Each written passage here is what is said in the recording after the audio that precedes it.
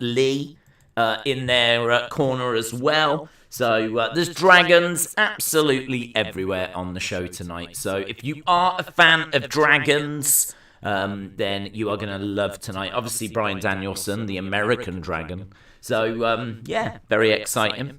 And obviously the bigger news is, it's not news. We don't actually know, but is Kenny Omega going to come back tonight? That's the big question. Will we see Kenny Omega? We've got a poll in the chat. So make sure that you're registering your vote there. Do you think it's Kenny, or do you think it's a swerve? Like, which way do you think this is going to go? Do you think it's Kenny, or do you think it's a swerve? Do you think that Hangman will come out and it will end up being Hangman? Will it end up being someone else? I've seen plenty of people speculating that it could be someone along the lines of Kota Ibushi. It could be that relationship with New Japan still is going to, provide the partner. And we know that relationship with New Japan is still there because Ospreay is actually in the first round. So I think, is it Ospreay and the Aussie Open in the first round of this trios tournament. So it shows that relationship's still there. It absolutely could be someone from New Japan.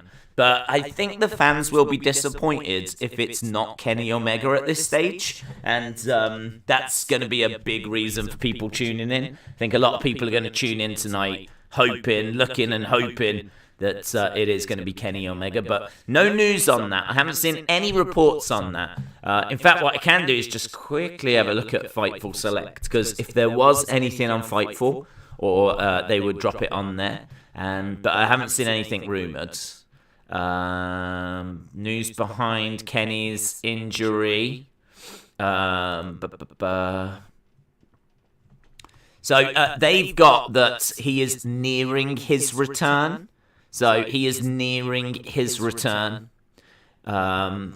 Unbelievable, can't be able to work at such a high level with the injuries that he had sustained. Fightful media call.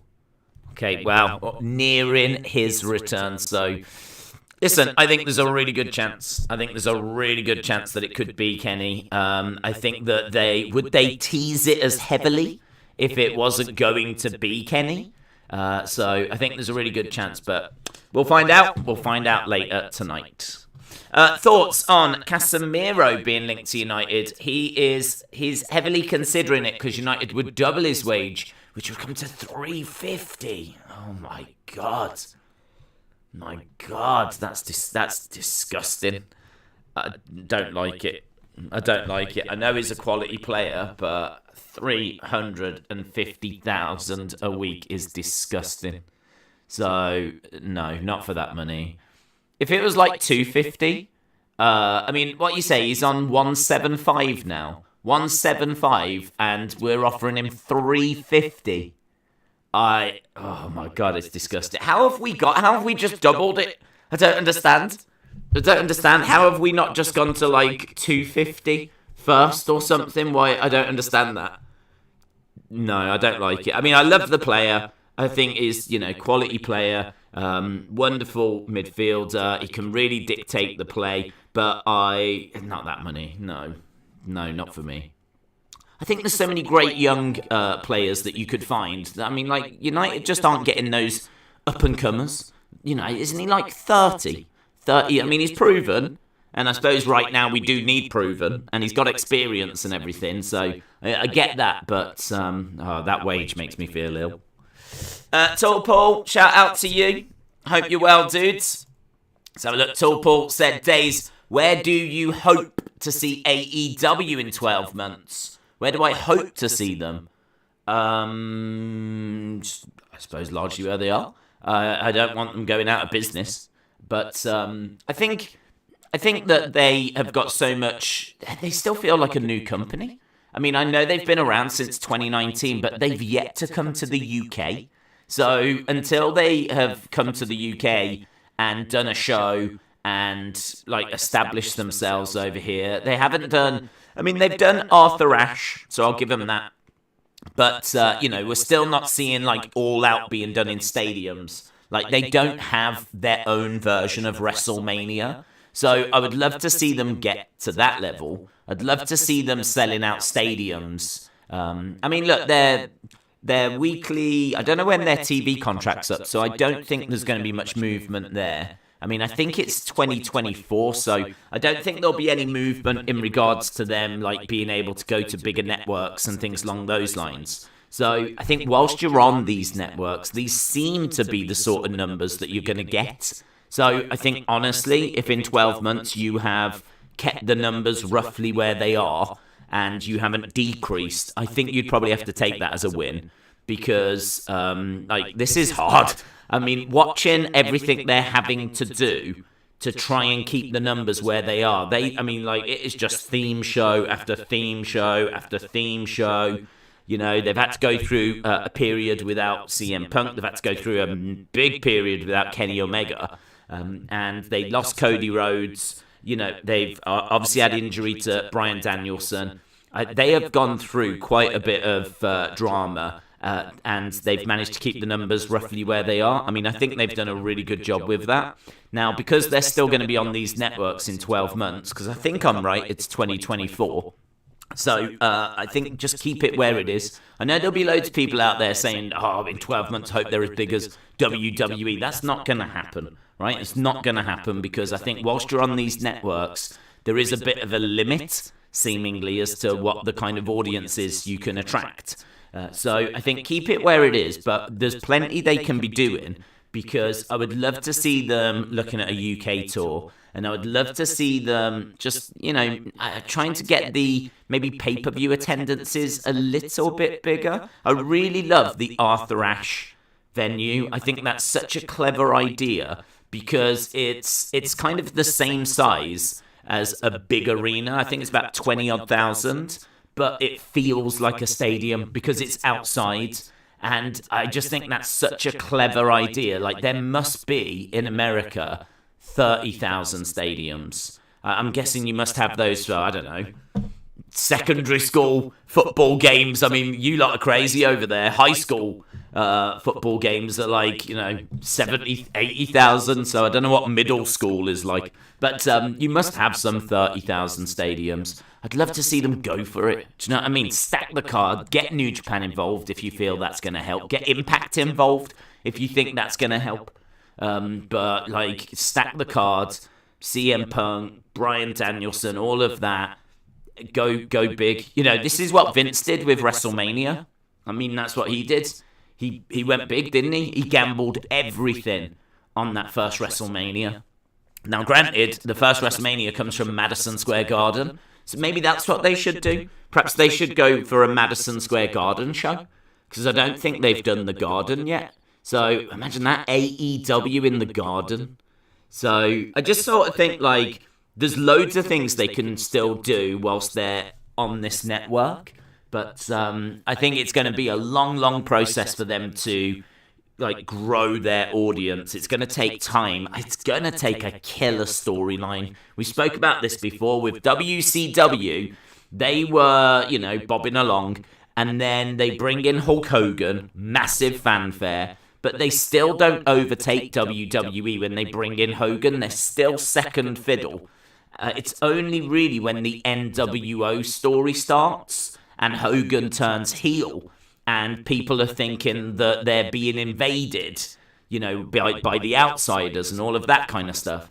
That's when you start to see the ratings turn. So it's, all right, you can say Hall, Nash, Hogan, you needed those guys to make it work. But it wasn't anyone necessarily coming in, that it was a story that did it. Now, it's going to be hard for AEW, because I do believe that story of the NWO was a lot of people believing that WWF were invading, if you will. So the outsiders come in, and that, I think, got people's interest, and people, I think, thought that there was a bit of an invasion, because they weren't WCW superstars, and they were very much being positioned as you don't even work here, even though they did, and they were under contract. But of course, you've got to remember, this is the mid-90s. Kayfabe is it's doing all right. It's doing all right. Certainly not like it is now, where it's dead in the gutter. But back then, people, I think, were still... Let's say they were unsure. Let's put it that way. Yeah? I think people might have had an idea, but no one could massively say with confidence if what they were watching is real, is it not real? Even if the show is scripted, is this bit scripted?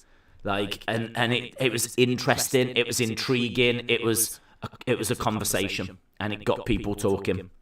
And then, not only do you have that, you build on it by the biggest heel turn ever, with Hogan turning heel. Like, that is what lights the fuse for WCW. How does AEW find those moments in a world where kayfabe is dead and there is no one that you can turn heel that will have the impact of Hogan? Hulk Hogan was the ultimate babyface, one of the biggest superstars of all time. Main evented WrestleMania so many times, like WrestleMania 1, WrestleMania 2, WrestleMania 3, WrestleMania 5, WrestleMania 6, WrestleMania 7, WrestleMania 8, technically WrestleMania 9. Like, he was one of the biggest stars ever, and he was face all throughout that Hulkamania run in WWF.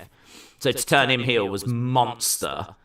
How do AEW find anything even flipping remotely close to that? And if anyone thinks turning CM Punk heel is even, just don't even think it, because it's not in the same conversation. It would have no impact whatsoever, like turning Hogan heel. That is, for me, the biggest heel turn ever. And I just don't know. I really don't know. I don't have an answer. I feel like they need to get Roman Reigns. I feel like they need to get Roman Reigns. They need to get John Cena. They need to get The Rock. And then maybe they might stand a chance of beating WWE in ratings.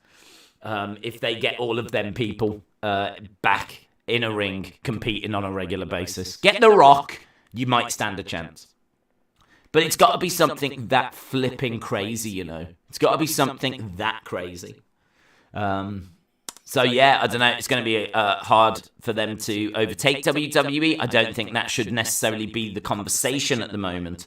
I think it's still about building and growing and establishing yourself and finding those kinds of interesting stories and looking at how do we get bigger pay-per-views and let's do the Garden, let's do a tour of England. I don't even know. Have they been to Canada? I don't know. They might not have been to Canada. If they've not been to Canada, they should go to Canada and do a tour of Canada as well. Grow their fan base there, because I'm sure they'll have a great fan base in Canada. Canada, a hotbed for wrestling, so got to make sure that you're ticking that box off. So I don't even know if they've been to all the parts of the US. So, you know, there could be parts of the US they still need to venture to. Have they done California? I have no idea. I believe Arthur Ashe is in New York. Obviously, they've been largely in Florida. So I know that they've been doing East Coast, but I don't know if they've been doing West Coast. So, and Texas? Have we done Texas? I don't know. So much for them to do. They might have done these places, I don't know, but so much for them to do. Anna says, check the mic. There is an echo. Echo. There is an echo. Let me take down desktop. Has that fixed it? Has that changed anything? I don't know. I have all my audio coming through a microphone, and then seems like there's a noise on desktop as well, so I'll just take that down. I mean, I've never had to change that before, so that's pretty wild. It's pretty wild if that is... I wonder if it's changed a setting or something. No. Don't know. Let's have a look. But that is better. Finally!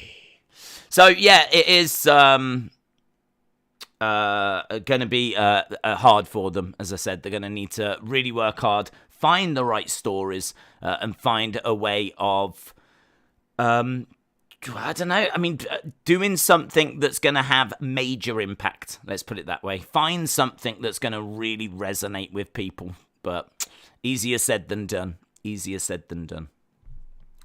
David said, I agree, AEW not bigger than WWE, but AEW did a big match like The Rock, Roman, John Cena, then that could make AEW bigger. Never say never. I listen. I don't think they're going to be able to do that. I don't think they're going to be able to get The Rock and Cena and all of those kind of people. But it's going to be something on that scale. It needs to be something major, you know. What do you think of Ricky Steamboat being timekeeper? By the way, AEW are going to Canada later this year. They have tickets on sale. Very good. I didn't know that. What do I think about it? I think it's just a bit of a cheap plug-in, to be honest. I mean, it's great to see legends. But I think the reason why they're doing it is to plug House of Dragons. I mean, honestly, if this wasn't the House of Dragons show, I really don't know if Ricky the Dragon Steamboat would be there. So I don't know. I hope that he would be. I mean, he's an absolute legend, and I think it's if they have only brought him on because this House of Dragons tie-in, I think that is a real shame. I think that's a real shame because I do really appreciate them using legends. He does a really good job of it, actually. You had Greg the Hammer Valentine, and Greg the Hammer Valentine was in a famous dog collar match. And when they did I think it was the Brody dog collar match, they actually had Greg the Hammer Valentine in the crowd. So they're very good at reaching out to legends. Obviously, Arn Anderson, obviously Sting. You know, the list goes on and on and on as to people that they've brought in. But yeah, Ricky is someone that's, you know, absolute legend. I'm looking forward to seeing him. I hope he looks well. I haven't seen him in a while, actually, Ricky the Dragon. So I hope he looks well. But yeah, I hope it's because, you know, of the fact they just wanted him and not because his name's the Dragon. I just find that a little bit.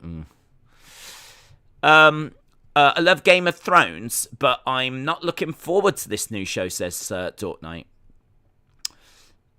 Ricky is cheap, but Johnny Knoxville. Johnny Knoxville? So, Paul, hello, shout out to everyone in the chat. I missed Heatwave, says Jilly. I had to work, but I watched it this morning. I'm sure live shows don't get watched much after the live is over, but with Days doing NXT, I had to watch. They don't, in all fairness. That's why I think it's good that we do those post-show reviews. Because those post-show reviews, I do notice those get watched after. I'm still really struggling with trying to figure out how long they should be. I don't know. I know for people that watch live, they probably want them to be longer. Because if you're watching live and you're in the chat and you've got the community and, you know, everyone's sharing their thoughts, you're not going to want it to be 15 minutes. You're going to want it to go for a while. So I understand that for the live people, they're probably going to want it to go long. But I am thinking about those people that wake up the next morning that haven't watched Raw, that haven't watched NXT, that haven't watched SmackDown. Do they really want an hour-long video to have to go through? So it's like, for them, I feel like they need a shorter video. I feel what I feel like I need to find a way of doing is I need like an 8-minute video that just hits the key points for people that are waking up the next morning, or just anyone that wants to get the key points. And then also like an hour-long thing for those watching live. And I can't figure out how to do it yet. And that is actually something I've been trying to really work out. So I was debating, like with the post-show reviews, to actually start the post-show review with aim for 10 minutes of hitting the key points at the start of the post-show review. Whilst I'm doing that, record it and then upload it as its own separate thing. And as that is uploading, we just continue with the rest of the stream. But I don't want to make it too clunky. I don't want to make it too like, oh, here's a short review. Now here's a longer review. Now let's go to the chat. Like, I don't know. I just can't get it to work in my head as to how, like, to do it. But I do feel like, you know, do people really want to wake up to an hour-long review the next morning? I think a little 8-minute, 10-minute thing is what people would prefer. So, yeah, struggling with that. Asib said, I'm too young to have seen Steamboat wrestle. I heard you say he's one of the best. Would you say he's one of the top 3? No, I wouldn't say he's one of the top 3 for me. In ring, I would say that he is one of the best. I mean, I would... Oh, God, where would I put him in ring? I mean, in ring... See, the only problem with Ricky is I think against, like, Ric Flair, and whenever I think of Ricky, I think of Ric Flair, I think of Macho Man. Now, those two opponents and those two feuds are just... provide some of the greatest matches of all time.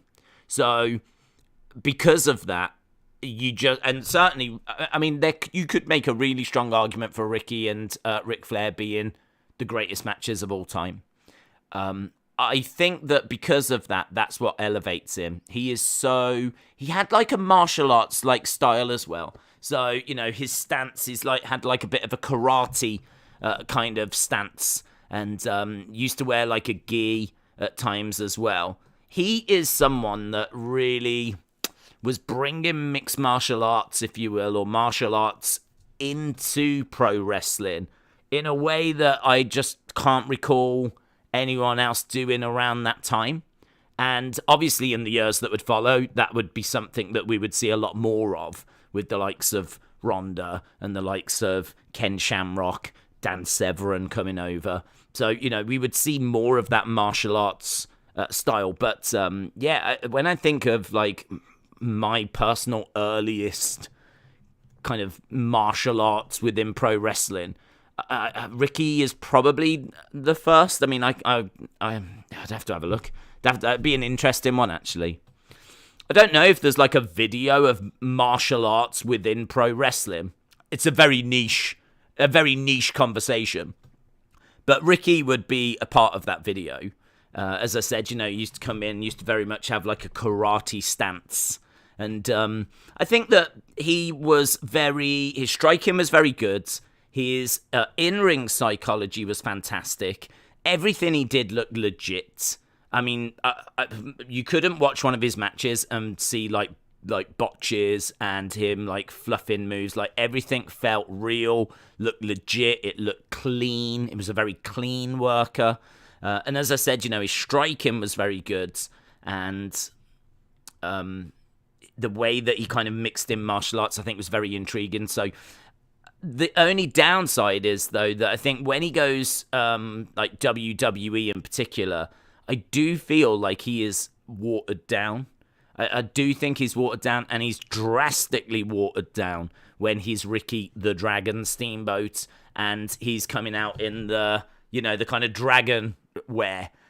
There's obviously, by that point, we're getting into like cartoony WWE. We're getting into like the late 80s, early 90s, and he's coming down with, you know, like blowing fire in the corner and all of that kind of stuff. Like, I feel like his presentation increases and his in-ring kind of decreases, which is quite often the Vince way, isn't it?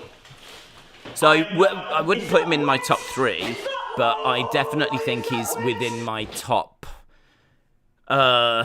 maybe 15. I'd go that far. He could even be top 10. But the where he stumbles for me is that once CB like blows fire and goes into that kind of character, his match quality, I just can't really name you any great Ricky the Dragon matches. He has great matches though in WCW.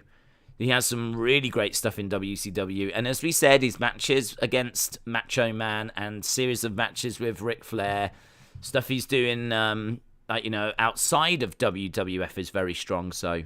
Yeah, I'd be prepared to say that he's within my top 15. David, shout out to you. David, hope you are well. What time is it? Oh, still got a bit of time. Let's go up. David said, AEW have done a show in California. Second Dynamite will have to be moved up to 2 times in October due to the MLB playoffs. It's interesting. So, I mean, that's a bit of a problem for them, that kind of disruption. But in all fairness, even SmackDown gets moved. We've seen SmackDown moved a few times to, like, FS1. And that obviously massively hurts SmackDown, the ratings for those shows are atrocious. So, that is a problem. We went through a horrible period of that. Do you remember we used to get, like, Dynamites on a Saturday sometimes? So, I mean, look, there's not going to be much of a way of avoiding that. I would imagine the MLB, you can't move those games. And I would imagine that those are higher rated, I would guess. So, but either way, you can't move them. So, that's just going to be a bit of a problem, what we've been on this network. But as I said, even WWE can't avoid that, so. Do the normal post-show length, but timestamp it. For example, review of Bron Breakker. I do that already. If you actually go in the descriptions of those reviews, they're already there.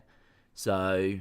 But the problem is that if you want to get the review, in the hour-long video, the actual review is only half an hour. So it's actually technically only half an hour. The other half an hour is just going into the chat and chatting to people in there, and then obviously looking at people's scores and everything. If people want to watch the whole thing, it's an hour. If you just want to watch like the bit about the show, it's half an hour. It's about half an hour.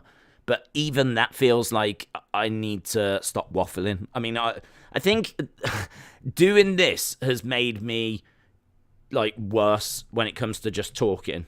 Like you can put me in an empty room and I'm pretty sure I could just talk for like 8 hours.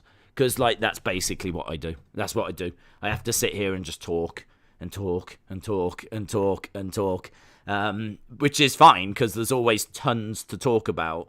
And there's always loads going on in wrestling and everything, but it can be a bit of a problem if you want to do, say, an 8-minute video and you end up with about, half an hour worth of content that you've got to try and edit down. Because I could do that. I could just get it afterwards and try and edit it down, but I don't know. I mean, that's going to take time. What do you cut out? And, oh, God, trying to do that every show would be a nightmare. So, yeah, I don't know. Still struggling.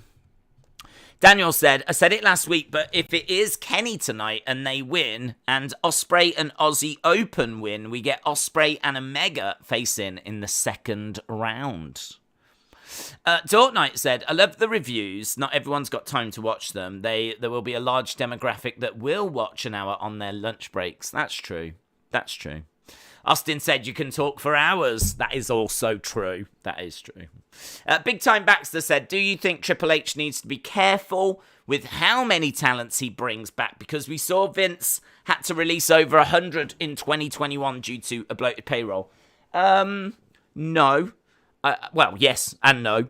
He does. I mean, he can't just go out and buy everyone that he wants. Like, he needs to have, like, a limit on the rosters.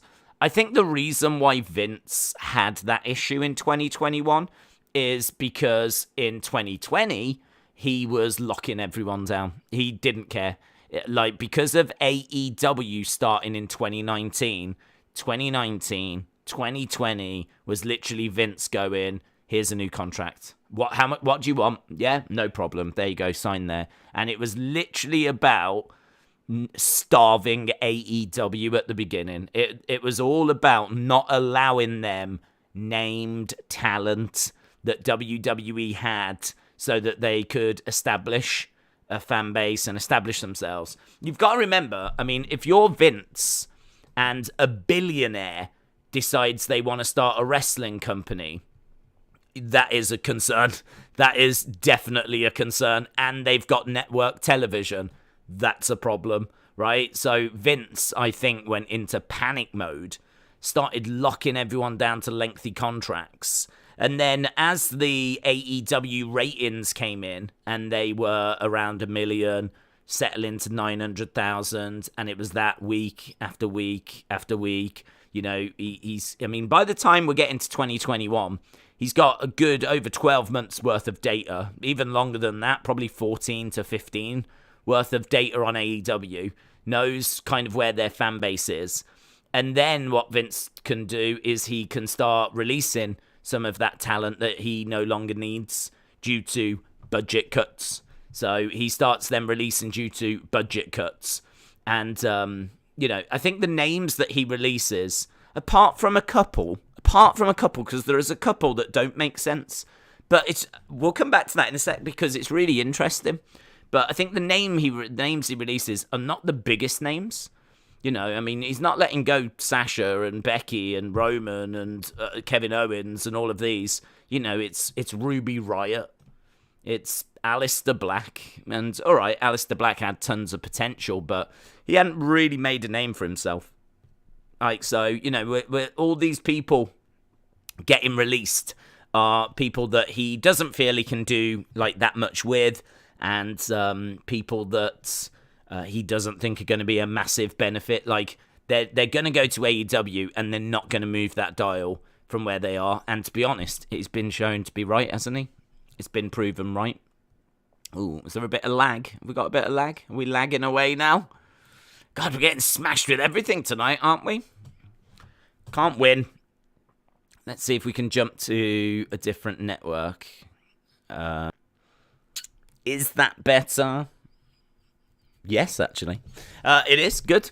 So, yeah, what we were saying was, so he's released all this talent, and he has let them go to AEW. There's only a couple that I look at, and I go, oh, really not sure about letting them go.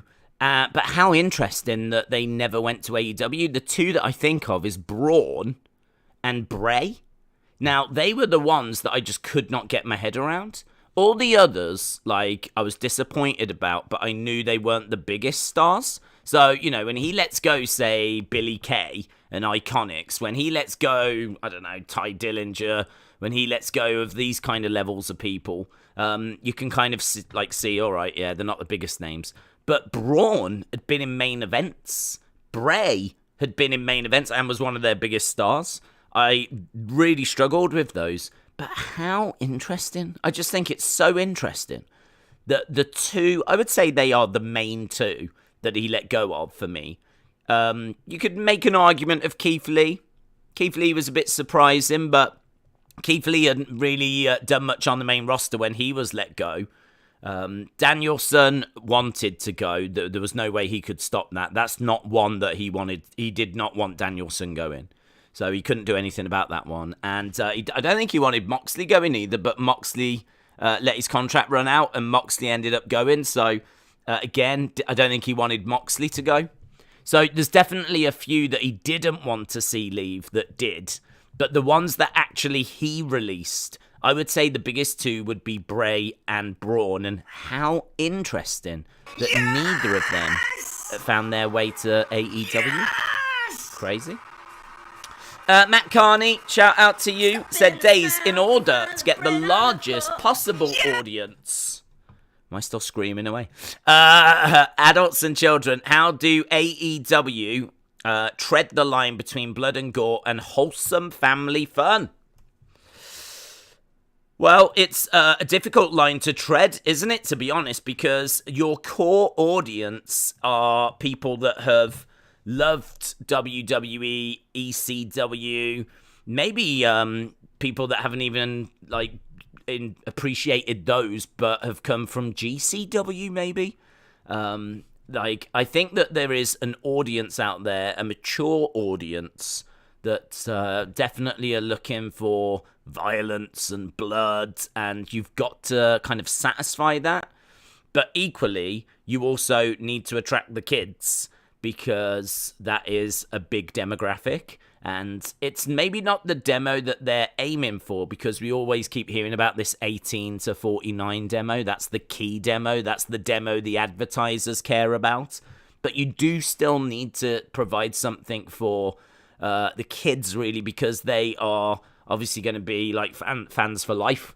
Like, kids, you know, if you can get them hooked, like, they've got that pester power, haven't they? Where they can, even though they might not have an income themselves, they've got parents that have got an income, and pester power is a very real thing. So, yeah, I think it's tricky. It's tricky. I mean, look, you've got like Orange Cassidy, and you've got like Danhausen doing stuff and things along those lines. But I think, to be honest, it's something that they are struggling with. I don't think it's a massive struggle, but I think that I think you know what matches are going to have blood. Let's put it that way. I think if you was a parent of a kid who was an AEW fan, you'd probably be happy to let them watch a Dynamite.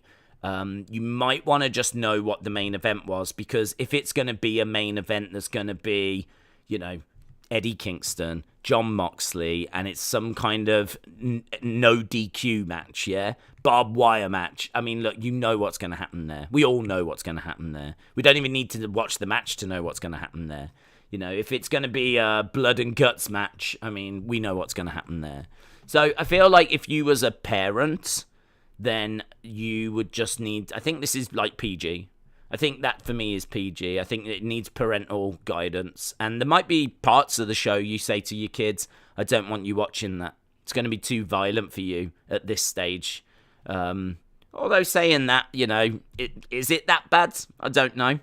Is it that bad? I would say, there's definitely been some matches where it's been very blood heavy.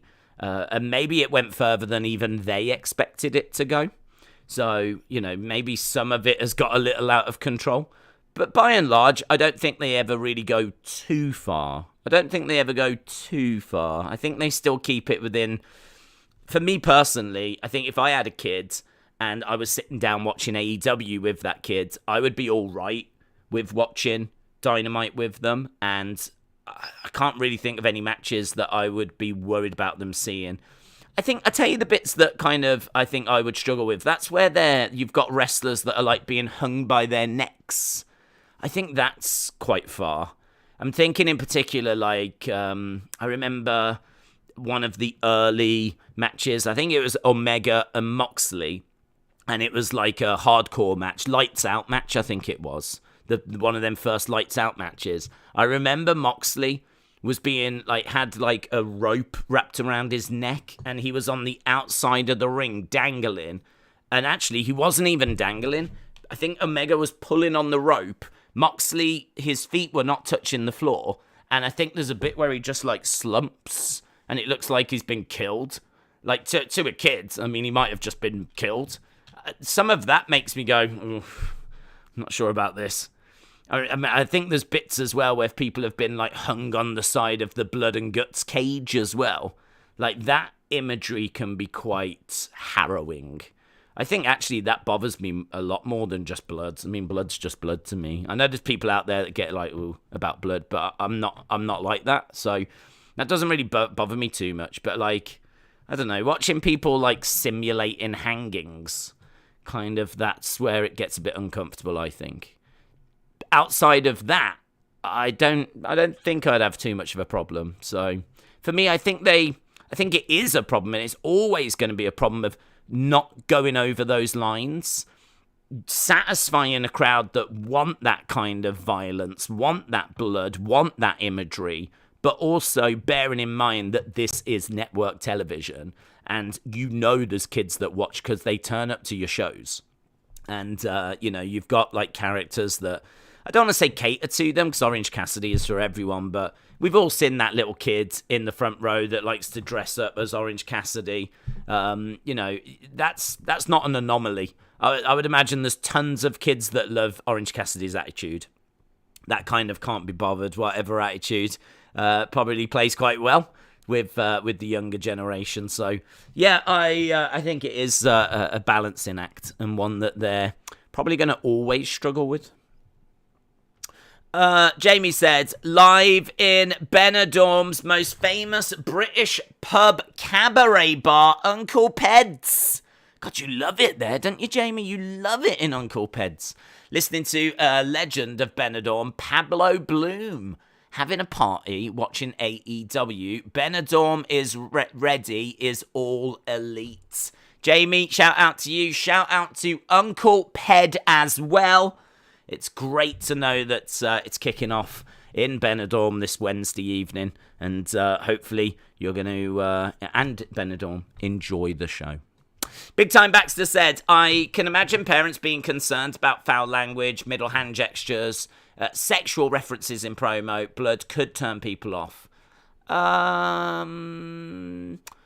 Middle finger hand gestures, I don't know. I mean, look, now we're getting down to, like, what do you find offensive, or what would you... I mean, you're not wrong. I mean, we all know that when kids used to go to school and do crotch chops, they were, like, getting told off by teachers. So, you know, I'd imagine if kids are copying Moxley sticking up middle fingers and everything, they're going to get in trouble as well. And, yeah, I can imagine that would upset parents.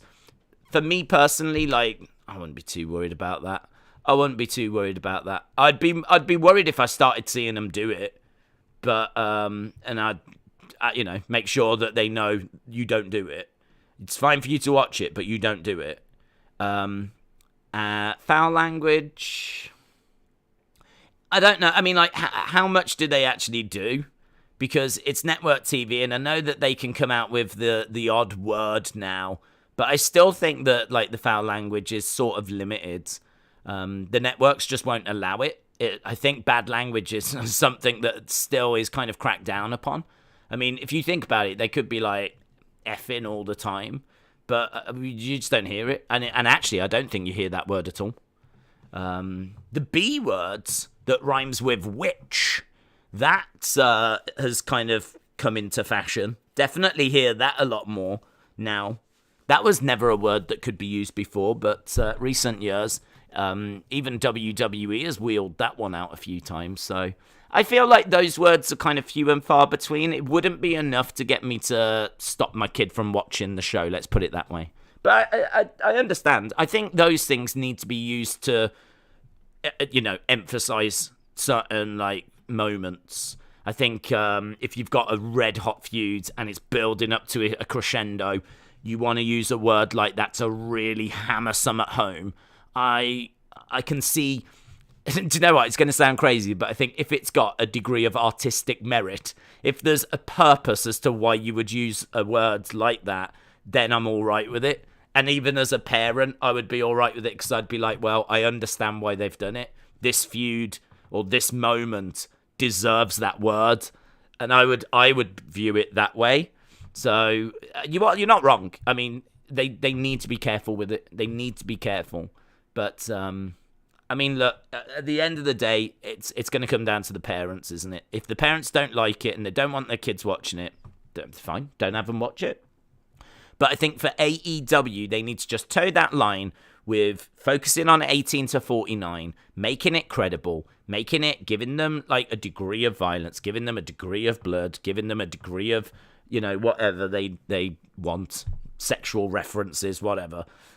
Give them a degree of all of that, but just never go so far where you alienate, like, you know, your family base, if you will, because there's lots of money to be made from kids. Definitely a lot of money. We saw with WWE, I mean, they went full on kid friendly, didn't they?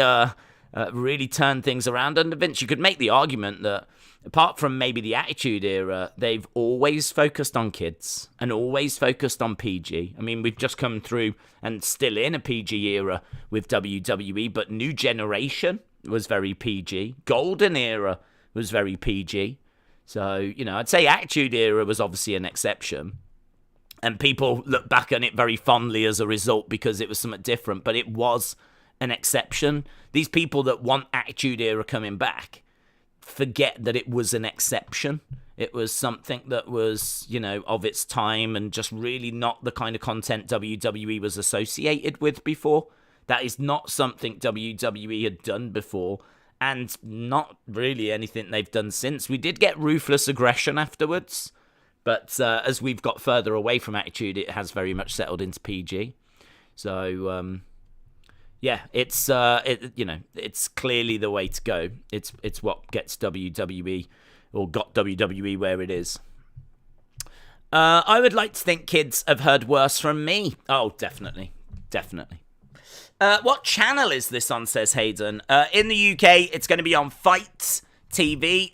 In America, it's going to be on TBS. So if you are in America, TBS. If you are in the UK, you need Fight TV. You've got to subscribe to it on Fight TV. We're just over 10 minutes away. And we will be up and running with the show. Obviously, we've already spoken about... I don't know if we've done the breakdown, actually. of what was on the show. But we can do that now. We've got Ricky the Dragon Steamboat. He is guest timekeeper. We've got Bryan Danielson taking on Daniel Garcia in a 2 out of 3 falls match. We've got Le Faction taking on the Young Bucks and a mystery partner. So that's in the trios tournament. Toni Storm taking on Kilynn King. I don't know who this is. Kilynn King against Toni Storm. I feel like this Kilynn King has been on before. So I don't believe she's like brand new or anything, but she's not like one of their major stars. And then we've got Varsity Blondes taking on the Gunn Club. So yeah, big talking point. Will Kenny Omega return tonight? How do you think the pending TV deal will... Oh, it's gone. How do you think the pending TV deal... There it is. Will impact the show quality? Cornette and Last say the death matches, overdone nature of blood might scare away advertisers. I can't say that I disagree.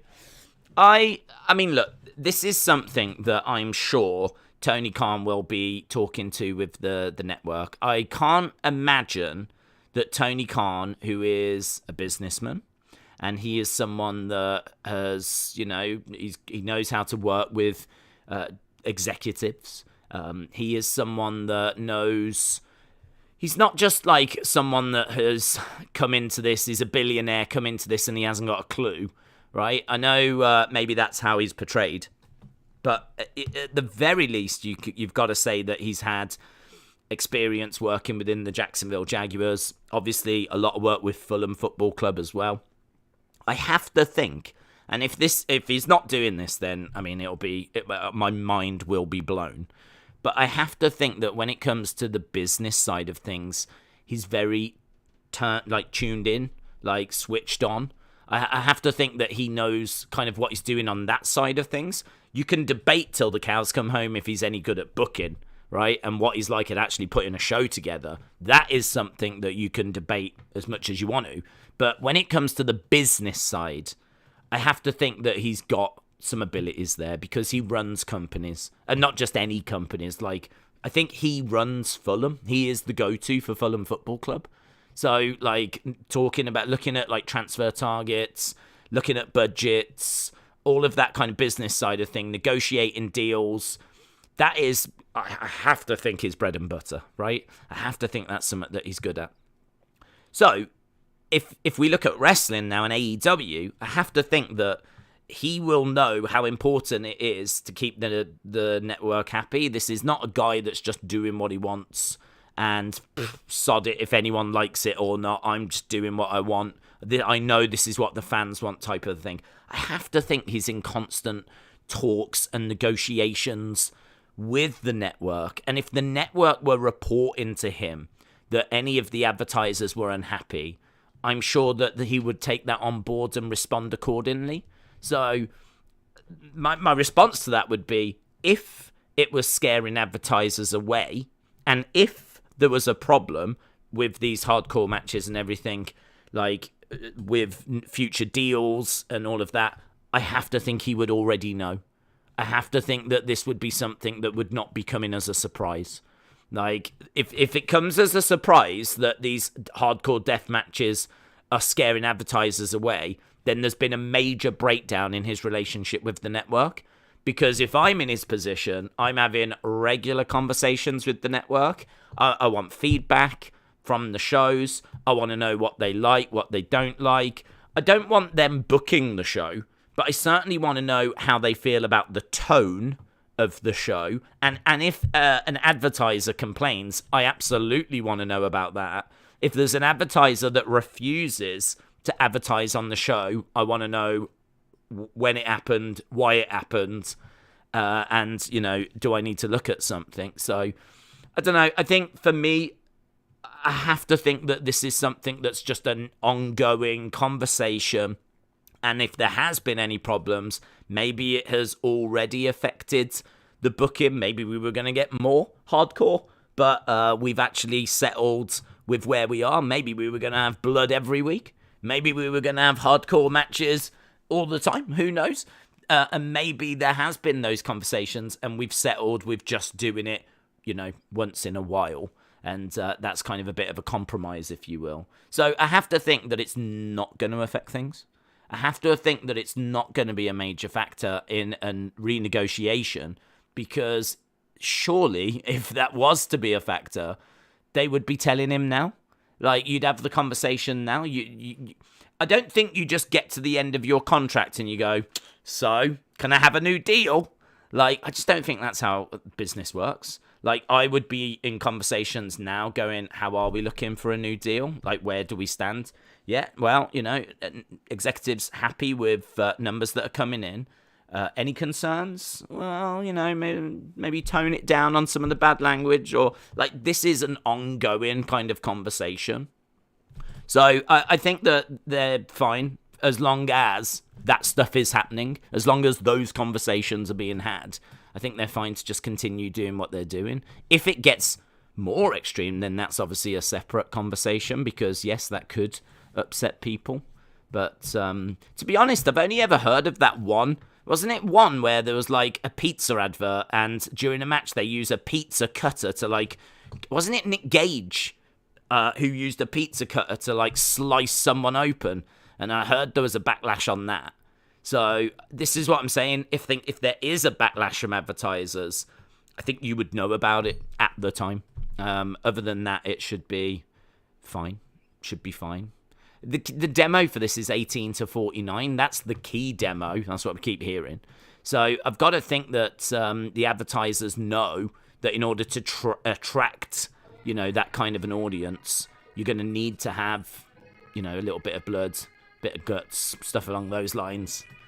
I mean, look, there's nothing that I'm seeing that's worse than the flipping Walking Dead. The Walking Dead. It's funny, actually, because my mum's just started watching it. And so she has started, like, from episode 1, kind of working her way through Walking Dead. And I wasn't sure it was her kind of a thing. But she likes horror. So I was like, I think she'd probably like it. So she started watching it, and she likes it. She likes it. She's already, like, blasted through season 1. So she's, like, enjoying it. But she said to me, she was like, I can't believe how, like they proper just shoot them in the head and you see everything. And she was saying, like, there's bits where they're, like, hacking at their faces and everything. And it's like they don't cut away. So if you think about, like, some of the alternative programming that's on TV, like The Walking Dead, I don't know that AEW get anywhere near those levels. So I have to think the advertisers are going to be all right with what we've had so far. Doppelganger said, Attitude Era wouldn't work today, too sexist. Parts of it would, but they could go full Russo like they did in the 90s. Yeah, I agree. I mean, I've said before, the Attitude Era is actually not my favourite era. I love the Golden Era. I love Macho Man Randy Savage. I just think the crowd were red hot because everything was believable, and I think kayfabe was alive and well. I think that you've got just these stars that are they just seem to be from another world. I mean, when you look at, like, and steroids probably playing a massive part of that, because when you go back and look at, like, Hogan and Warrior and the British Bulldog, do you know what I mean? Even people like Warlord, and then you've got, like, Legion of Doom. There was so much colour, and there was so much everyone had an interesting look. Face paint on, like, Legion of Doom and the spikes. I mean, you just don't get that now.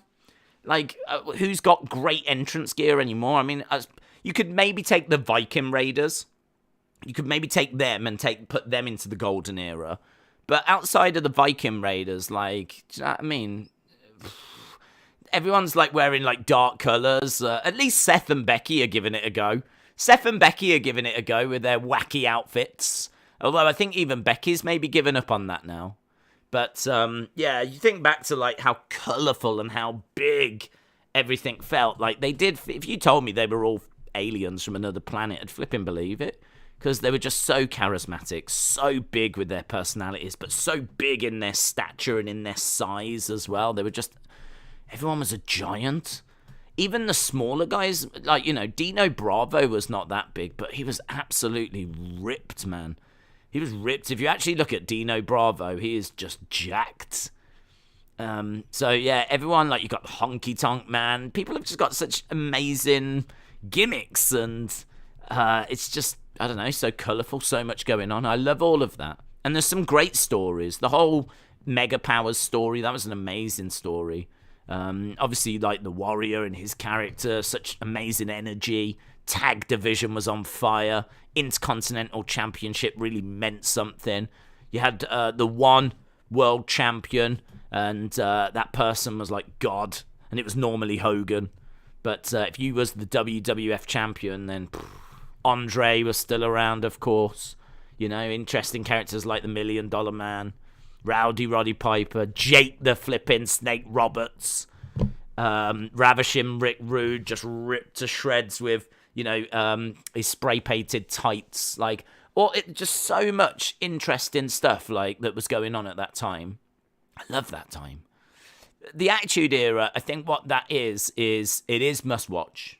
And you do tune in, and it's like, oh my God, what's going to happen this week? And I think the McMahon Stone Cold story is amazing. I think The Rock is so charismatic. But I do think that once you actually get to that kind of mid-card, and once you actually get below the main event scene, I don't think it's the strongest. And women's wrestling is just non-existent. But then saying that, it was pretty much non-existent during the Golden Era, so I can't criticize Attitude Era for that and praise the Golden Era. But at least the Golden Era had, like, Wendy Richter. But I suppose Attitude Era had China. So I think, you know, tit for tat. But, yeah, Golden Era, I'm a Golden Era boy. Just love all of that. And 92 is like the end of the Golden Era, so you can include Bret Hart, British Bulldog from SummerSlam 92 in that kind of Golden Era. I think New Generation's about 93, and I'm not the biggest New Generation fan. I mean, things really just start getting silly then. Like, then that's when we start getting, like, Duke the Dumpster Droese, who I didn't mind, actually, and Adam Bomb. And, you know, people that are, I don't know, we just get weird gimmicks. We get weird gimmicks that kind of lack the credibility a little bit. So, yeah, I don't know if it just runs out of steam or what happens, to be honest. But either way, maybe it's the steroids, you know, the steroid trial. That was around 92, 93.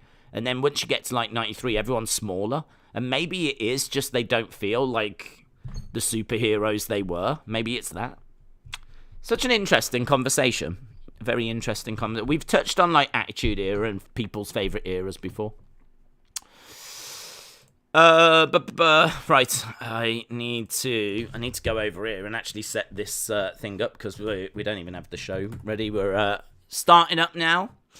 Brendan said, speaking of Khan and Fulham, how is he perceived in the UK? Cornette and Last had a segment earlier this year about how he is looked at not so fondly in the UK. Is that overblown?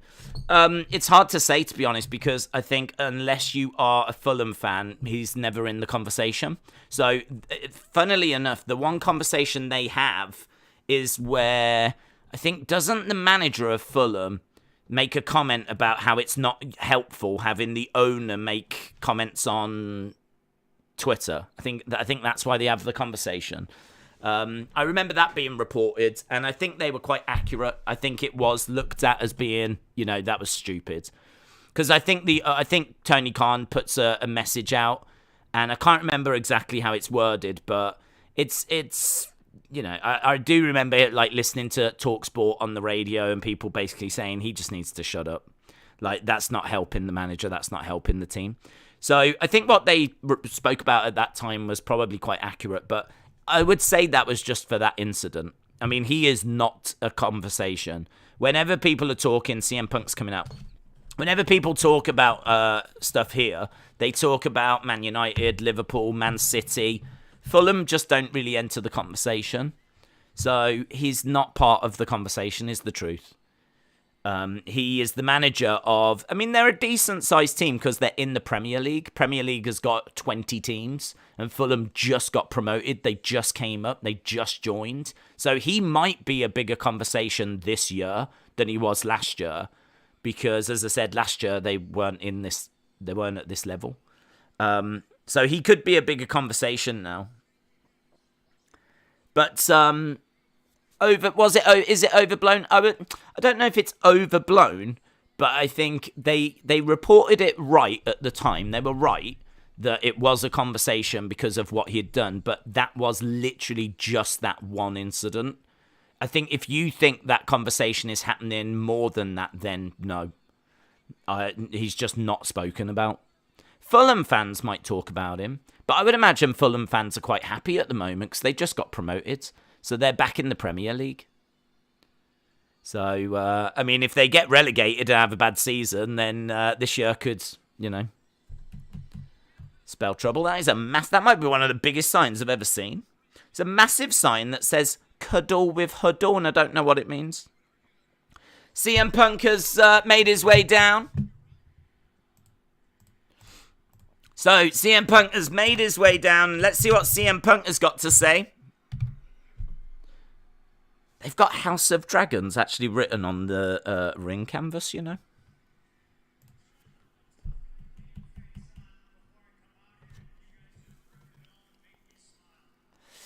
CM Punk says, I tried to get my game face on, but you lot are so great, I can't help but smile. And he's got his pretty belt. His AEW championship.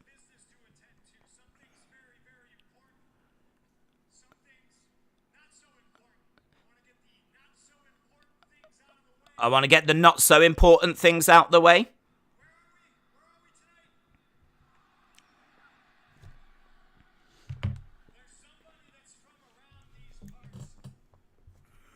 Okay.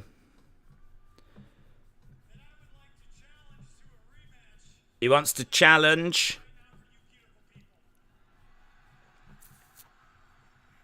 Is he going to sit down, is he? No. Oh, yes. He is sitting down.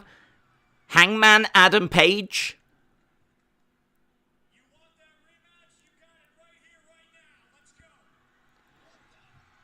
Hangman Adam Page, you want that rematch? Right here, right now, let's go.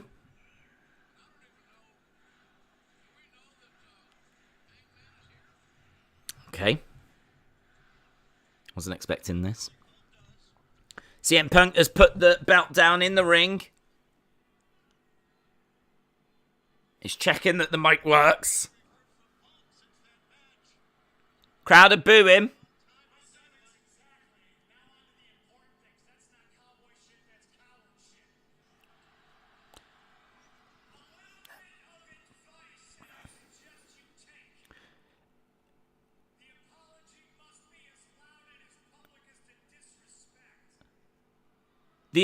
The apology must be as loud as the disrespect.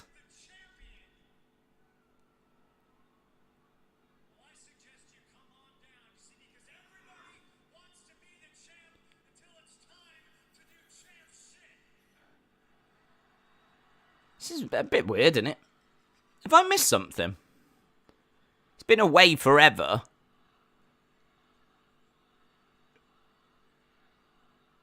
Has Hangman been saying some stuff?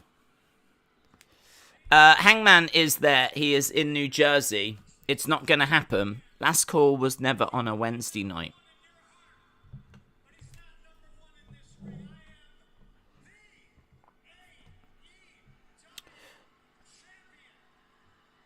I didn't get that. I don't really know what that was all about. So he calls out Hangman.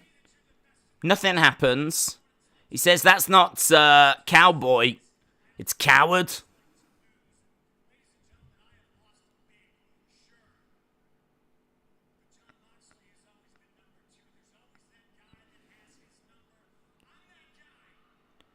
Jon Moxley is number 2. There's always a guy that's got his number, and I'm that guy.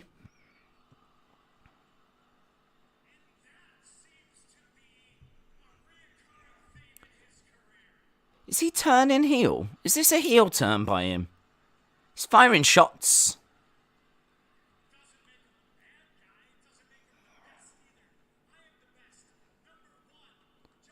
CM Punk says he's the best.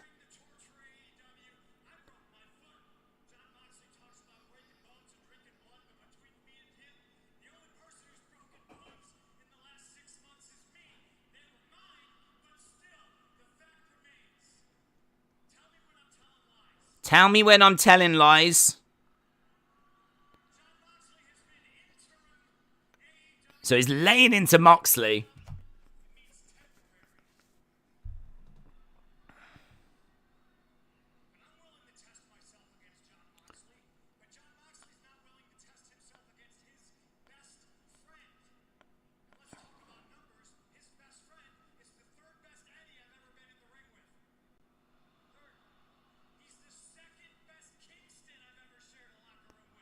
Wow. He's laying into Eddie Kingston. He says Eddie Kingston's the third best Eddie I've ever been in the ring with. And he's only the second best Kingston. Second best Kingston. Wow. He's definitely got some stuff to say tonight, hasn't he? Great promo. It's drawing CM Punk chants from the crowds.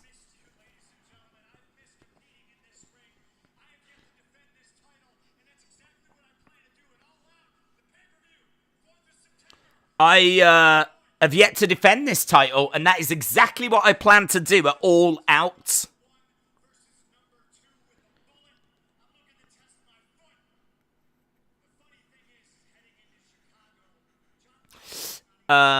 Shooting from the hip. Fire promo, says Doppelganger. Ron said, interesting promo.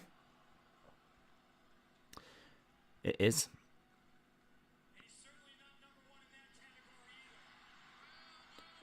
Okay, so he has been firing a lot of shots towards Jon Moxley. Now Moxley's music is playing. And here comes the interim champion, Jon Moxley. CM Punk's just lying in the ring. So, Moxley making his way out. Missed a couple of super chats. Oh, I'm sorry. Oh my god, I must have missed them a while ago. Have I? Do you know what's really annoying about YouTube? If I could fix just one thing about YouTube, I wish that there was a way of just clicking on, like, the super chats. But once they're gone, they're pretty much gone. I do feel like they could keep them until you get a chance to read them. Right, Moxley has made his way out then. See if I can find them.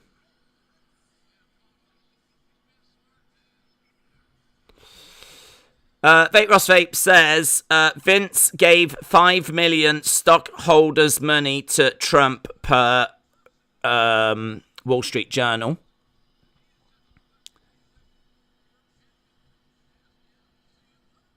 And Mitchell, hello, buds. If you could book a dream match with current wrestlers in any roster, who would it be? Mine would be Omega versus Styles versus Ospreay, or any mix of the three. Don't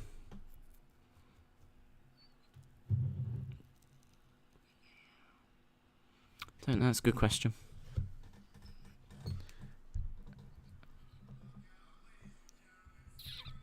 I'll think. Moxley says, watch out, ladies and gentlemen. CM Punk is throwing around pipe bombs.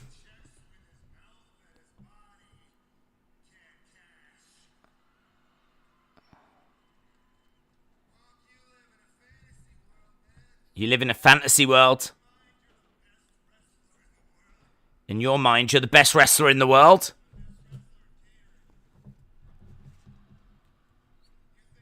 You might be the best wrestler in catering.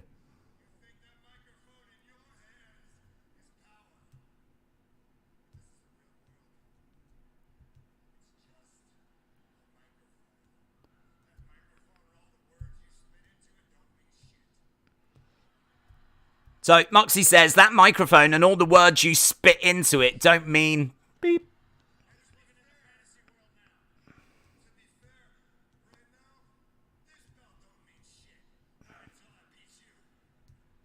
Moxley throws the interim title away. He says, to be honest, this belt doesn't mean anything until I beat you.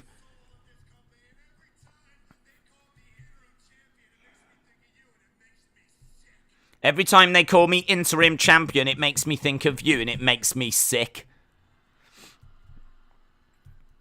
So Moxley squaring up to Punk.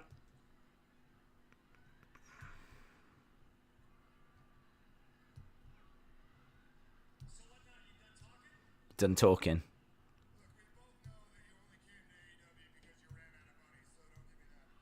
We both know you only came to AEW because you ran out of money.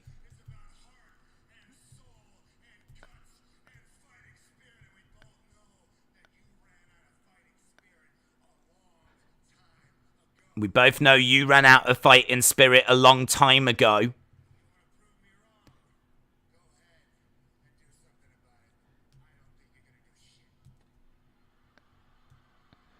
Knocks into Punk.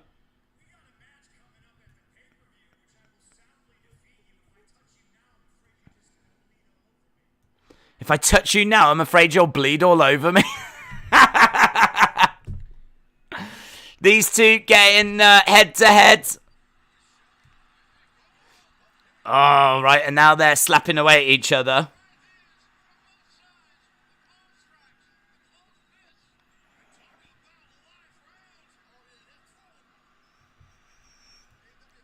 Officials. I wish these strikes looked better.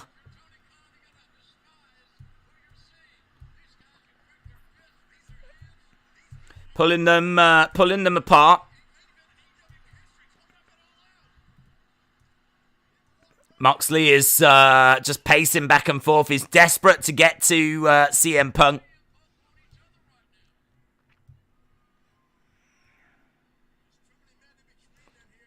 There's quite a few officials in there.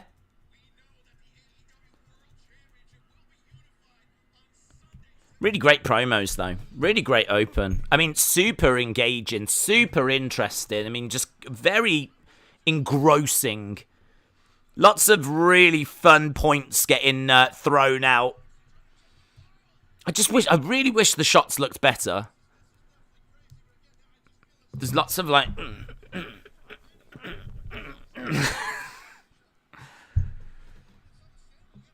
and there was no selling as well. So these like shots were coming in like that. They were just wailing away at each other. I think it would have been good like to...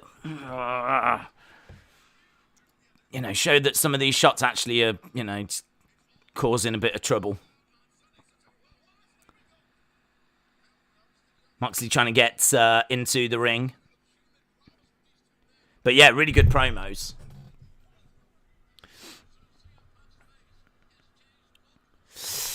Effective security. Who would have thought, says Larry. He's left his belt, Moxley. Belt on the ground, walking away.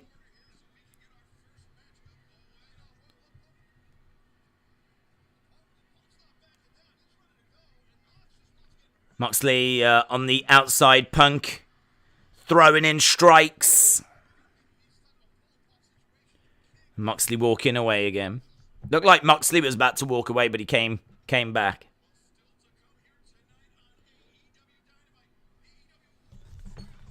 There we go. They don't sell power bombs on the floor. Why would they sell a punch, says Michael.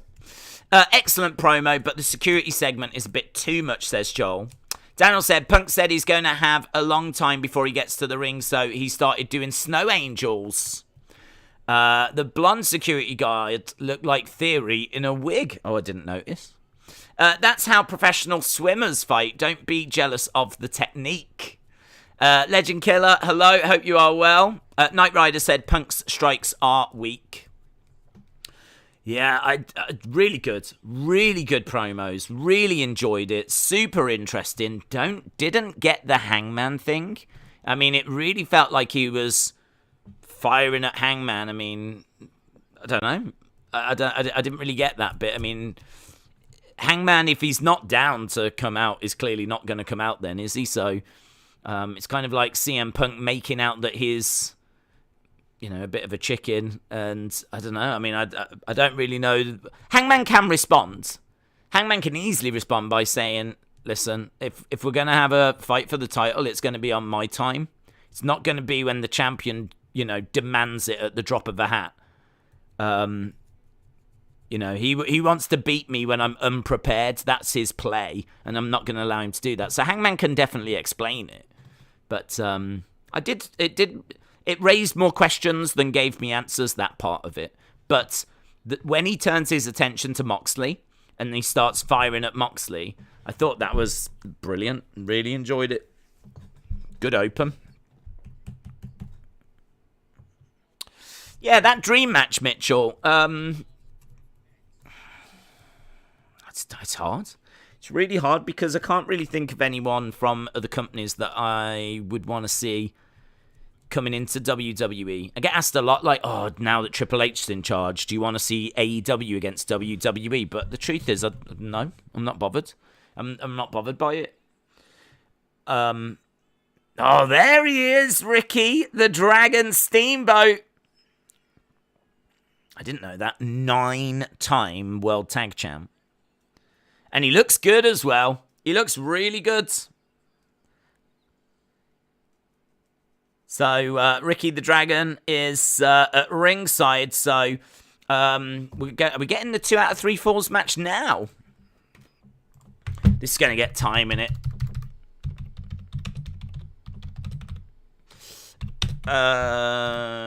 Bryan Danielson.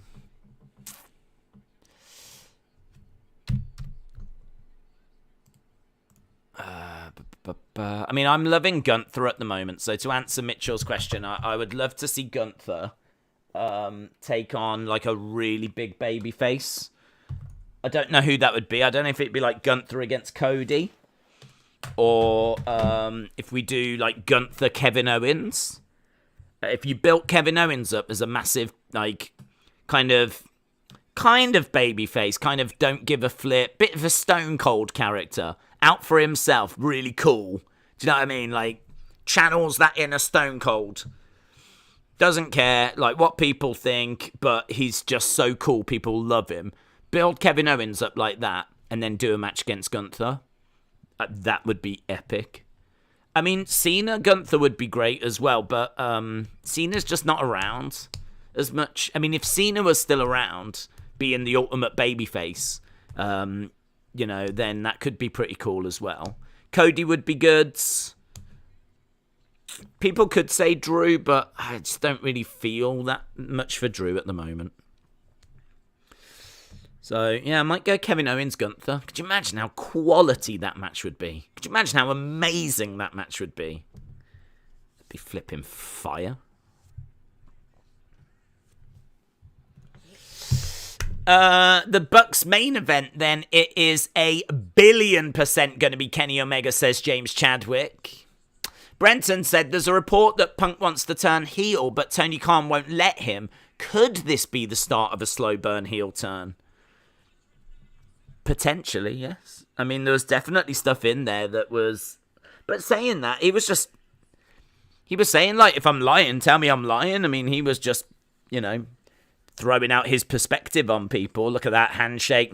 What a great moment that is. Seeing Bryan Danielson shaking the hand of Ricky the Dragon. Goats. Flipping hell. Brilliant. So Danielson's come out and shook the hand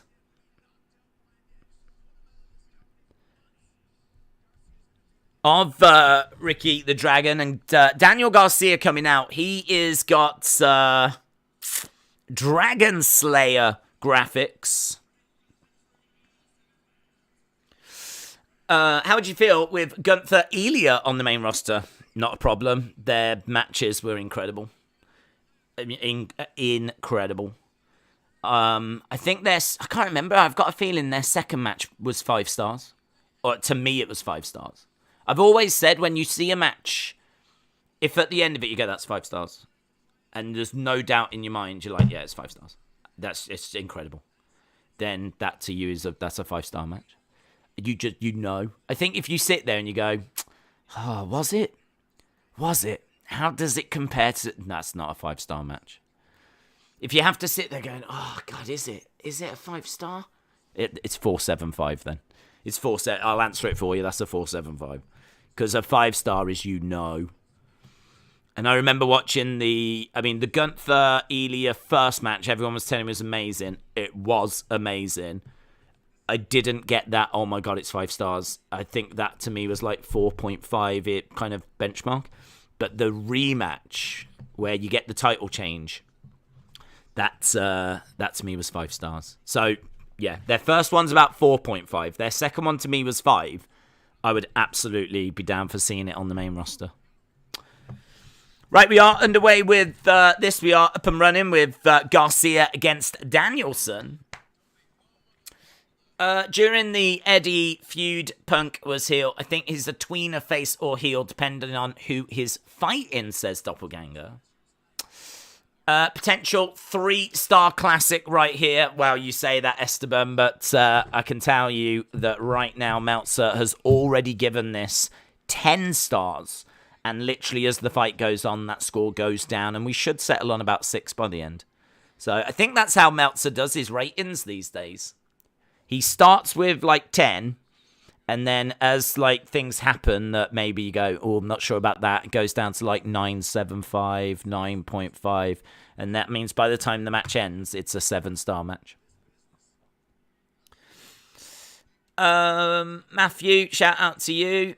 The Coog, hello. Danielson must see something special in Garcia, giving back to the next generation. Yes, I think he does. I mean, he's definitely given him a lot of his time. And, this is quite the opportunity, isn't it, to wrestle a 2 out of 3 falls match.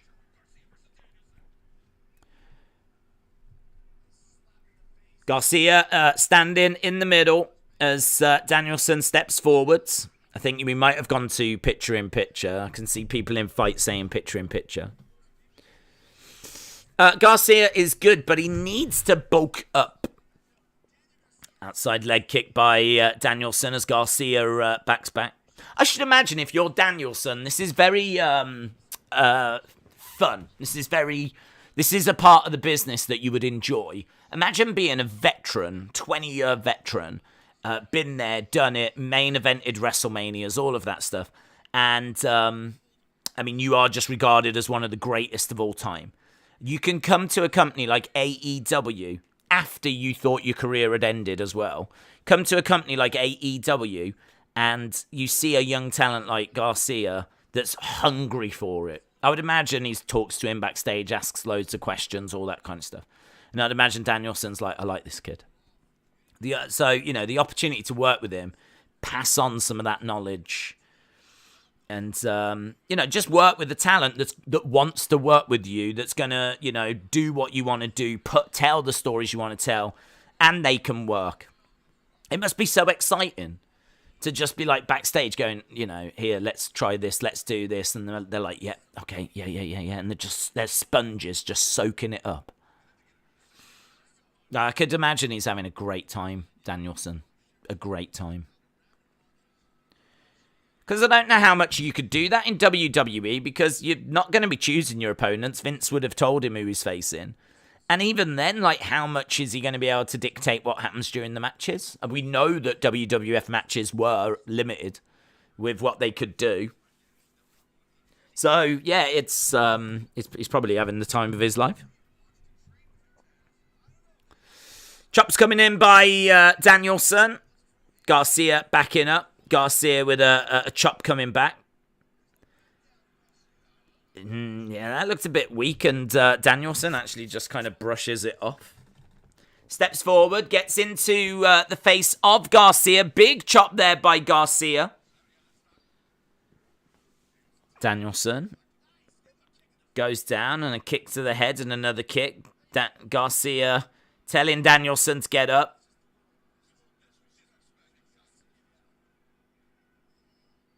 Danielson coming back up. Danielson getting angry.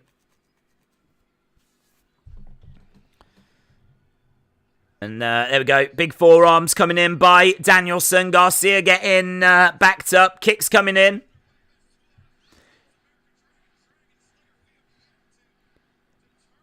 Danielson going back to the corner. Charging over. Drop kick in the corner. Crowder with him now. Pace of this has increased. We've got Garcia going up top. Crowder a bit quiet there, but I think we might still have been at commercial break. I'm not sure. Nice little roll through by Garcia. It was like a hurricanrana, but Garcia rolled it. Uppercut coming in. Chop coming back by Garcia. Uppercut again. European uppercut. Big chop coming in. Another European uppercut. Another kick. Back in the corner goes Danielson. Flips over the top. Against the ropes. Duck underneath. The arm is grabbed. Double underhook. Plants him down into an armbar. Garcia with an armbar.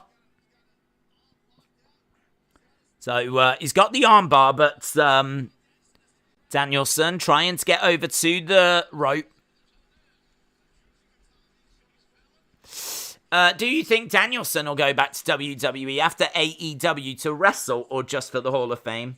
I can see him going in the Hall of Fame once he's done with AEW. It depends how old he is at that point and how injured he is. I wouldn't rule out all things depending on if he'll have one more match in WWE. I mean, if WWE said, look, we want you to have one more match, we'll do it at WrestleMania. It can be like your big farewell type thing. Danielson might be tempted to do that. He might be tempted to kind of have that final match. But I don't know that there would be a run. I don't know that there would be like one more run. It really depends how long this goes. I mean, look, if he falls out with Tony Khan, ends up leaving or something soon, then yeah, maybe. But if in 5 years he's, you know, still with AEW, then I think it's probably just going to be Hall of Fame. But I don't know. He is a wrestler, isn't he? And I can see Danielson wanting to wrestle, wanting to compete quite late on in life.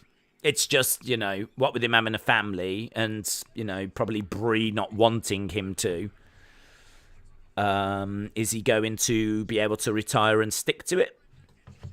Don't know. I think giving it up is going to be really, really hard for him. Really hard. He just is a born wrestler, isn't he? Fight Forever coming soon. Vince would have Bryan lose to Happy Corbin in his last match at Mania, like Kurt Angle, says Knight Rider. Brenton said, do you think this goes to the top of the hour? I'm praying for no interference from either group. Praying. Half an hour to go.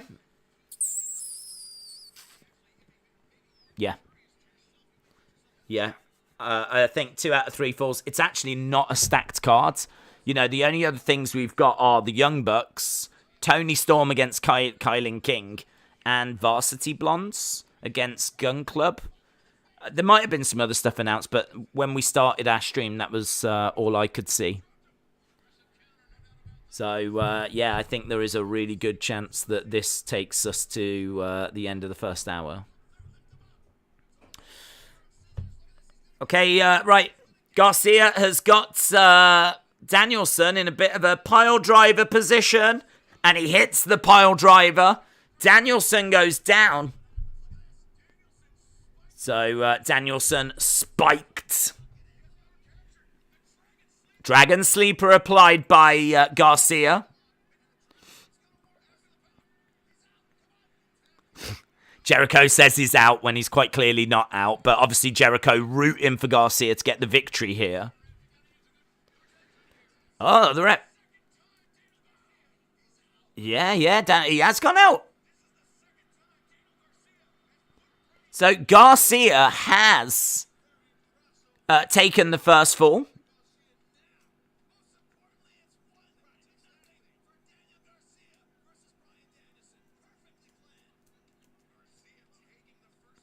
I'm quite surprised at that. I'm quite surprised that Garcia has taken the first fall. That's a big statement. Because that means if this was a normal match, he would have just won.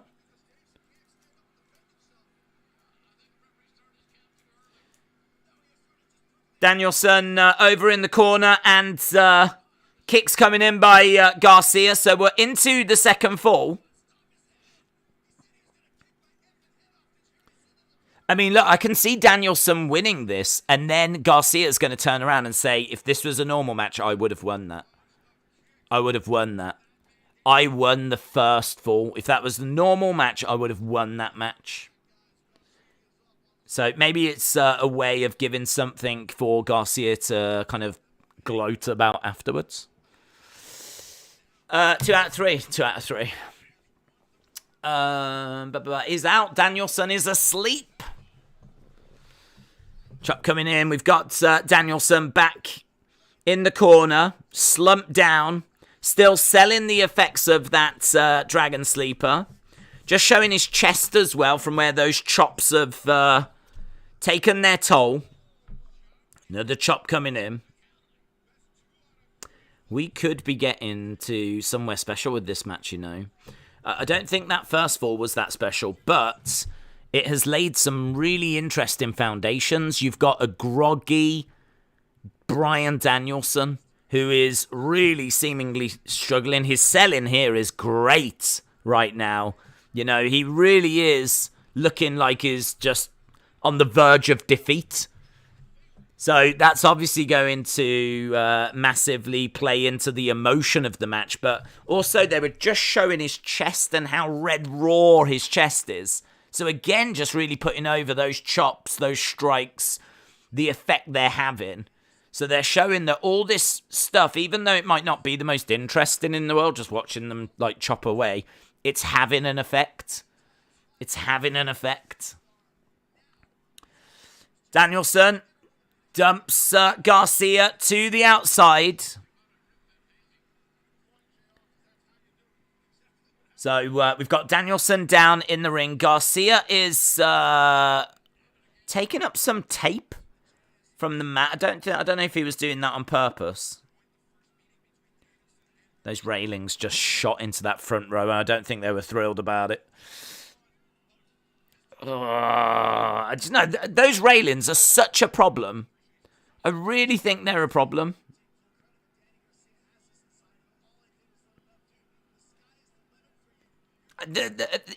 Danielson got thrown into the railings, so the railings go into the front row. The guy, I don't know if you saw it, but he kind of bends down. I don't know if he bends down to push the railings back or what he's doing, but as he bends down, Danielson gets thrown into them again. And I don't know if they hit him, because the dude had his head down and it was quite close to those railings as they shot in again.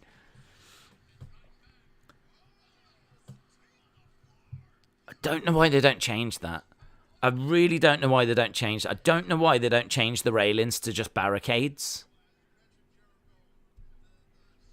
Garcia brings up the mats, exposes the concrete floor, and plants Danielson onto that exposed floor.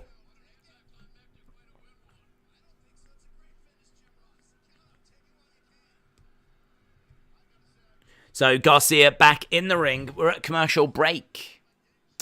Coach Coat said Jennifer Lawrence has got a tattoo that says H2O on her hand to remind her to drink water. Jesus. Does it say put the bins out on Thursday on the other hand? Danielson has... we've got blood! We've got blood! Garcia coming over, stomping away on the head of Danielson.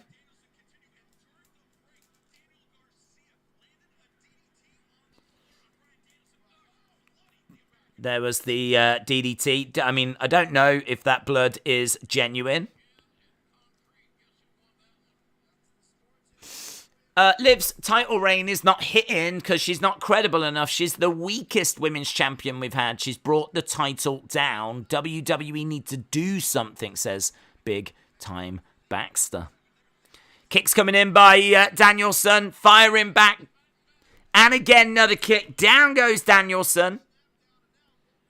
Garcia has got the arm tied up. Dragon Sleeper again. Ooh, Danielson getting up to his feet, though. Oh, and he goes right back into it. That was good. Elbows coming into the side of the heads. Yeah, he's still got it applied. Roll through, though. 2. Danielson get it. That second fall, he just rolls up. It's a cheap little roll-up that gets Danielson that second fall. So that means it's 1-1 going into the third fall.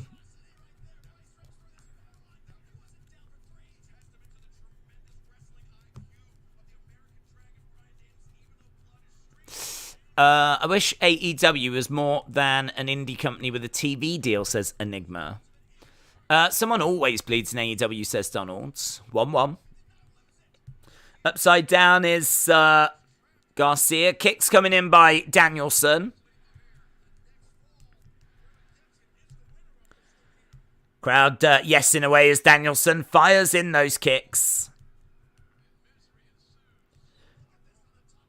There was nothing in the way of like drama in that second fall. I mean, it's literally he's got the Dragon Sleeper applied, but before he can really have like Danielson teasing that he's tapping, Danielson rolls him up and gets the 3 count. German suplex by Danielson. Off the top.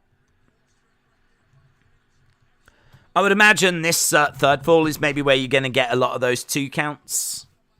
But I do think that second fall would have benefited from a few, like moves and pinfalls.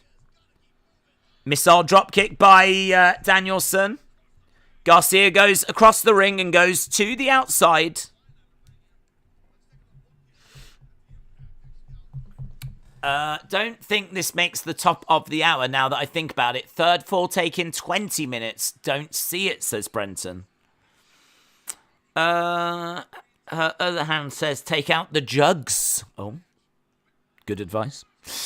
Suicide dive to the outside by Danielson.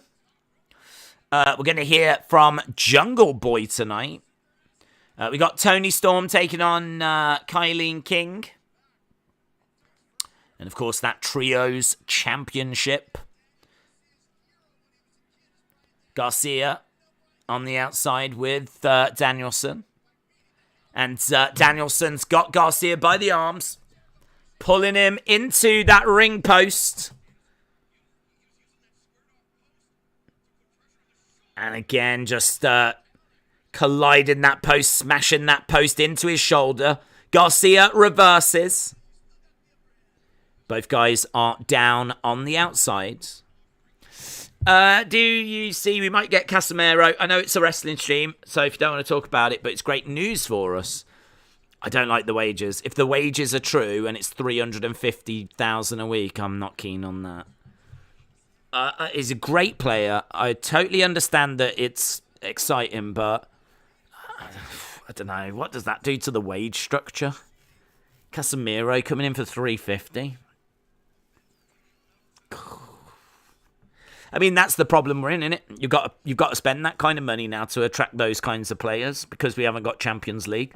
So if you haven't got European, like top-level European football to offer people, you've got to offer them crazy money. In the ring is Danielson. Referee was counting away there. This battle continues in picture-in-picture. So you lot are going to picture-in-picture. Danielson just beats the count. And both guys are slumped down. Garcia is bleeding. Referee just checking on Garcia. Having blood in nearly every match is like having no blood because it doesn't mean anything, says Jans. Why don't we get Neves? Do you know what? Yes. There are quality players out there that we could just go and get. I mean, Neves apparently a few years ago was like 30 million. I remember there was reports he was 30 million, and I remember we played Wolves last game of the season, and I can remember like people tweeting saying, hopefully we put Neves on the bus back to Old Trafford with us, on the coach back. Hopefully we take him with us. For 30 million was the rumoured how much it would have cost. And I don't think his wages would have been that much because I don't think he's on crazy wages at Wolves. But I mean, quality player and that quality is out there. Another big chop coming in by Garcia.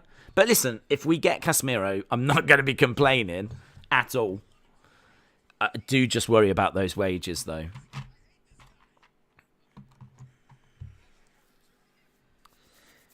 Danielson in a seated position and a kick to the chest by Garcia, and Danielson sits back up again.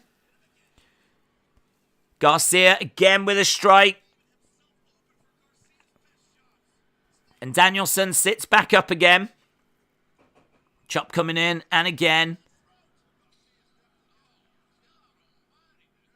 Against the ropes goes Garcia. Big right hand by Danielson. Garcia goes down.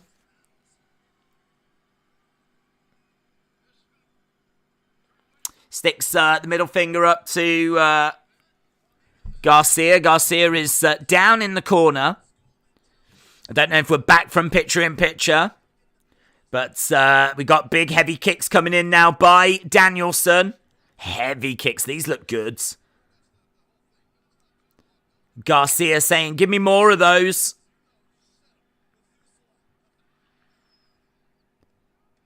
And again.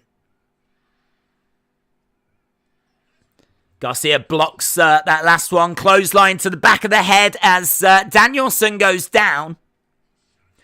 Those kicks were loud, man. They were great. Dragon Tamer applied. Which is like a sharpshooter.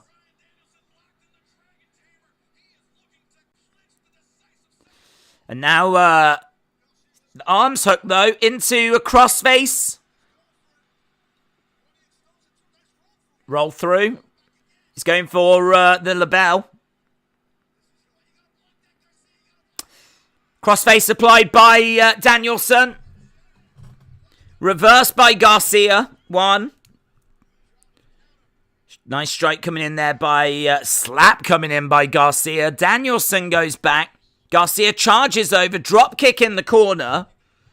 Danielson throws in a big chop. Goes for a discus forearm, but couldn't connect with it. Garcia tries for a 2 count, but Danielson gets his shoulder up.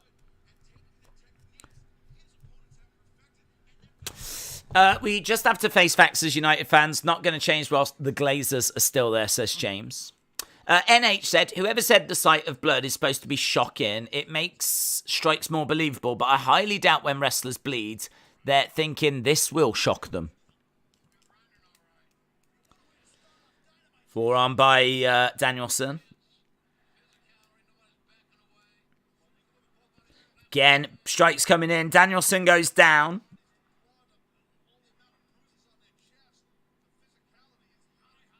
Danielson on his knees. Garcia standing over him. They've got an old school like test of strength on the go, which is nice to see. Danielson back up to his feet. Forearm strike. And again, driving it into the face of Garcia. Shots coming. Forearm shots being exchanged back and forth. Garcia is slumped over. He had his head right in the junk of Danielson then. He kind of snuggled up to Danielson's junk. I can only imagine that Brie Bella was like, excuse me?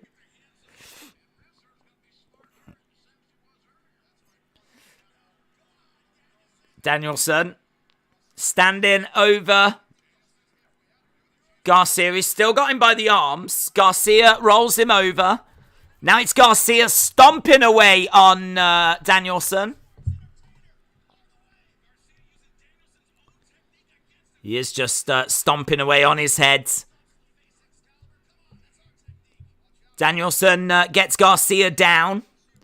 And now he's driving in headbutts into Garcia. Garcia lying down on the mat. Danielson firing in headbutts. Now he's firing in kicks. Side of the head there by Danielson. And again.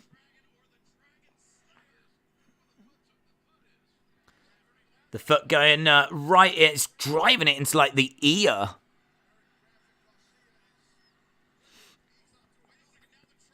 He's got the triangle applied and he's firing in elbows.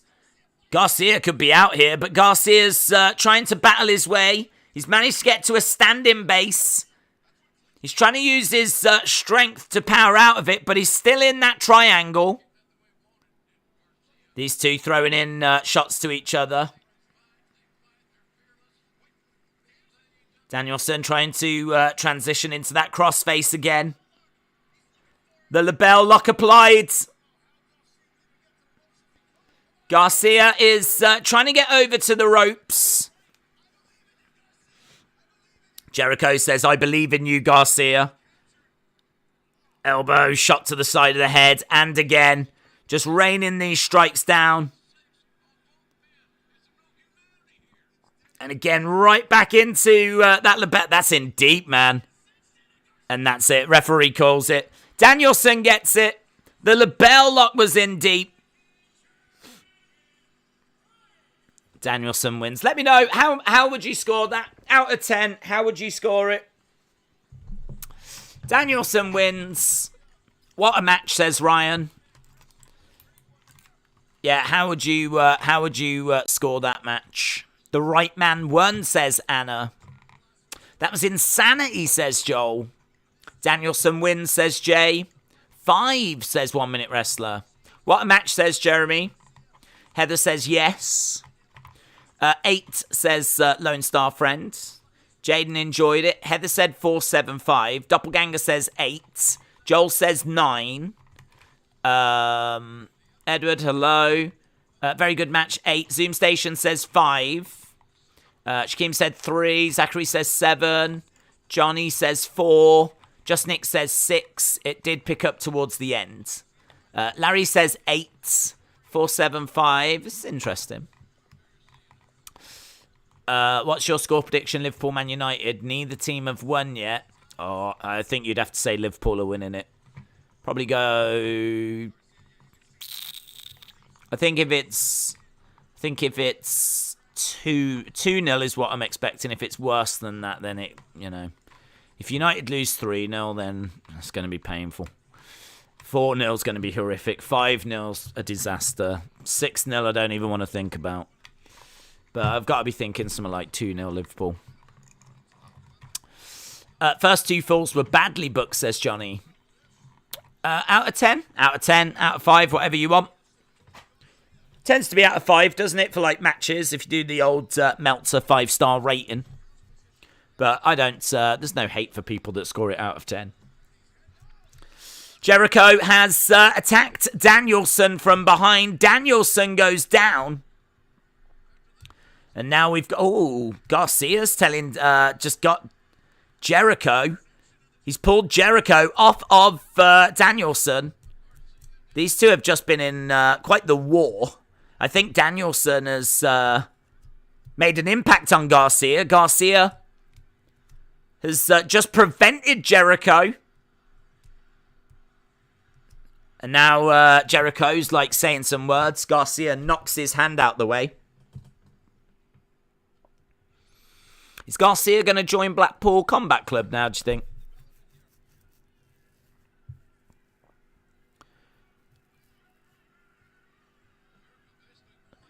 Jericho warning Garcia as he exits the ring.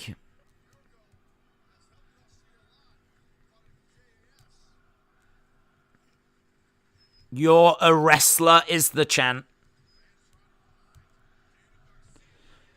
You're a wrestler. I mean, it is true. It doesn't really fit in with the sports entertainment thing.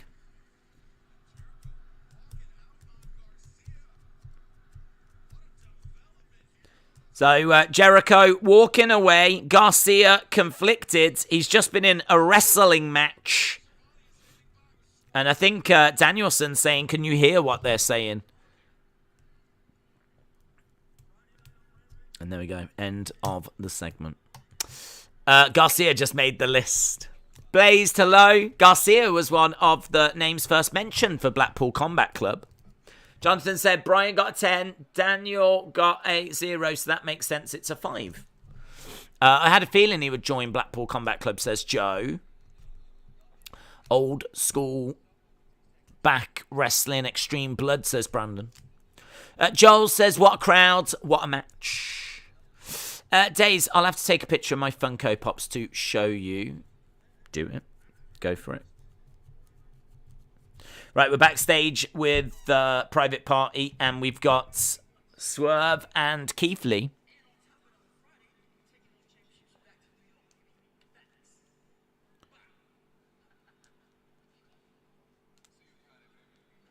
Okay, so looks like there's a title match on Friday for the tag team titles. Private Party is back. I reckon it's a Swerve. Garcia will still be with Jericho Appreciation Society. Kilynn, hello. Hope you are well. Appreciate the support. Kilynn said, I hate Garcia.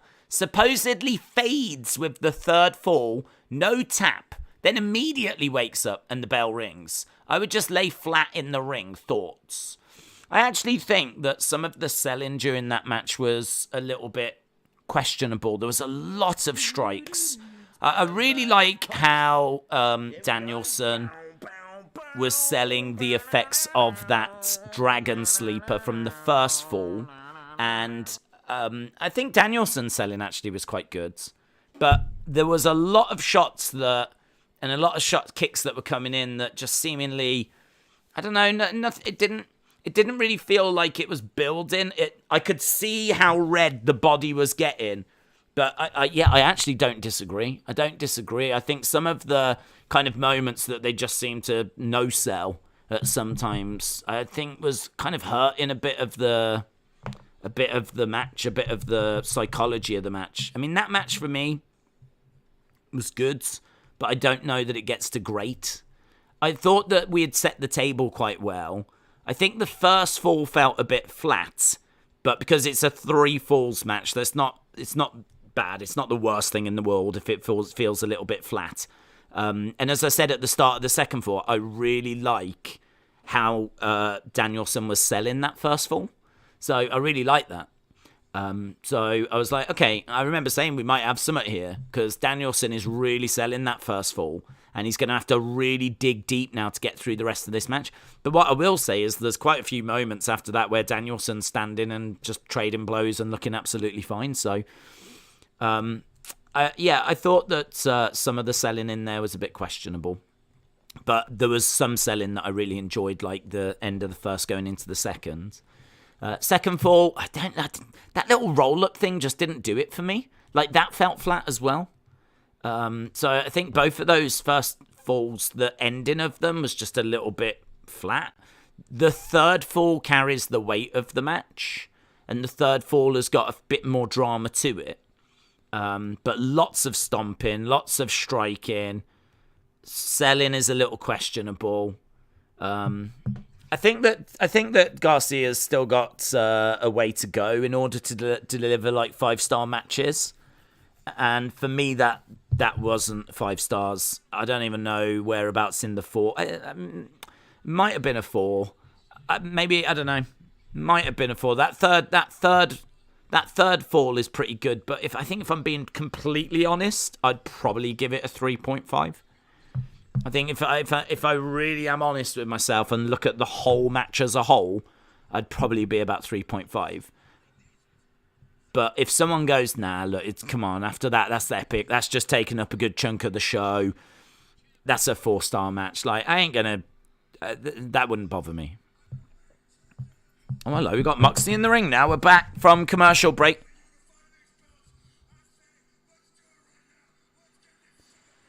Moxley wants to unify the belts now. He's calling out CM Punk.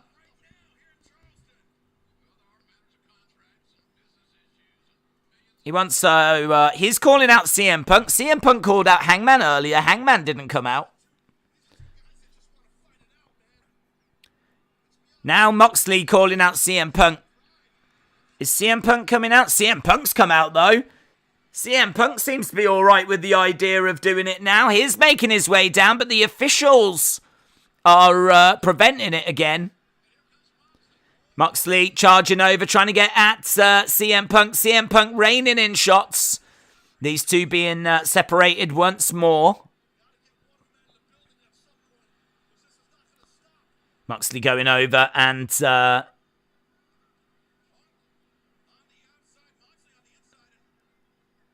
don't know why we're doing this. I wonder if this was planned. Was this planned, or was this to just kill a little bit of time? Maybe maybe the Danielson match went just a touch short, and they're just doing this to just get us to the hour mark.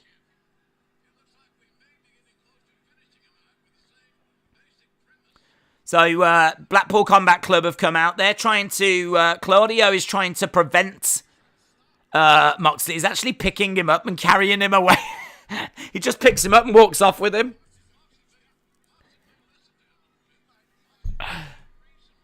I don't know that that's a good look. There's Wheeler Yuta as well, and all the officials trying to get CM Punk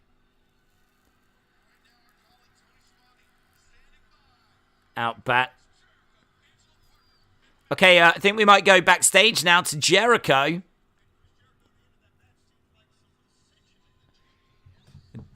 Some dissension in the JAS.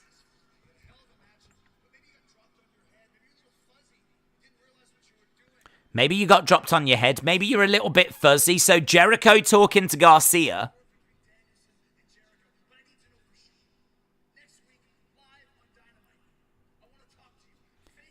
Next week, live on Dynamite, I want to talk to you face to face. Whose side are you on, Danny? Ricky Steamboat?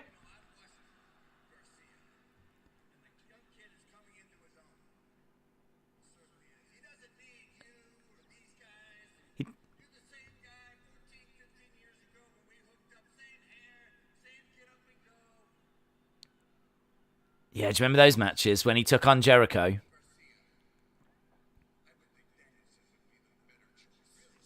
I think Danielson would be the better choice, says Steamboat.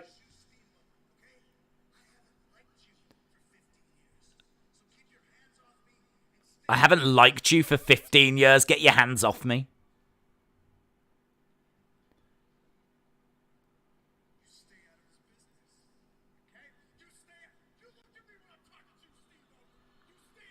Stay out of his business. Steamboat with a shot to the midsection. Wah!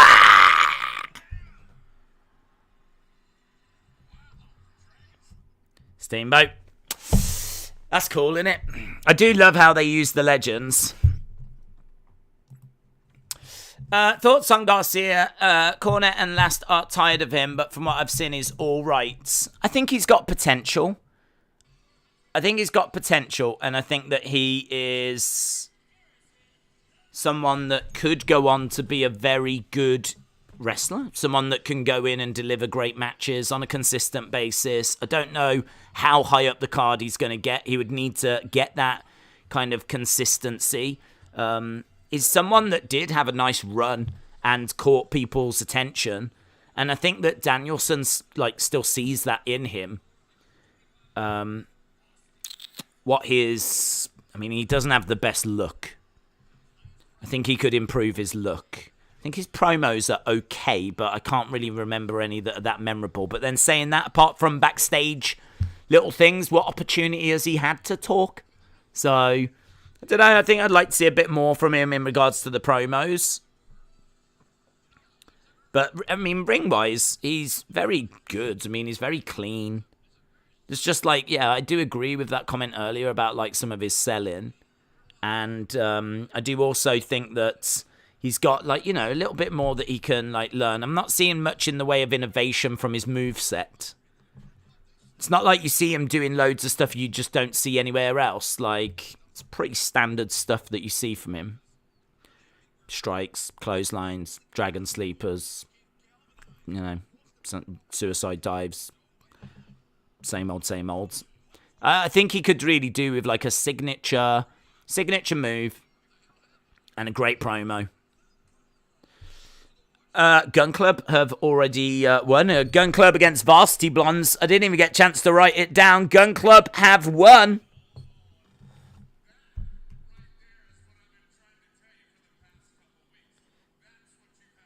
That's what you have to do.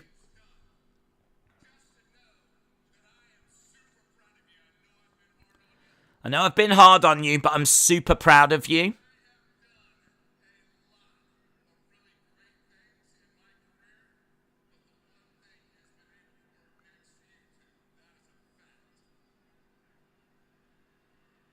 I've done a lot of things in my career, but one thing of getting to work with you two.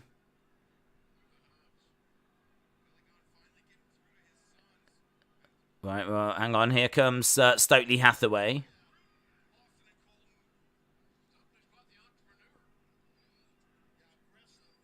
Stokely Hathaway has come out.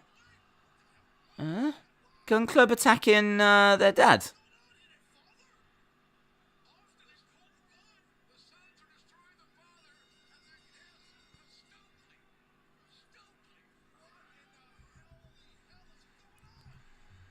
The Acclaimed are coming down.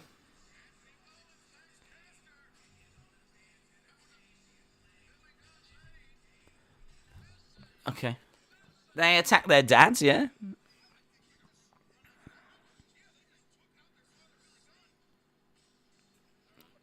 Billy Gunn's going to have to get new sons now, the Acclaimed. Oh, it was just after he said how proud he was as well. Unbelievable. I can't believe it.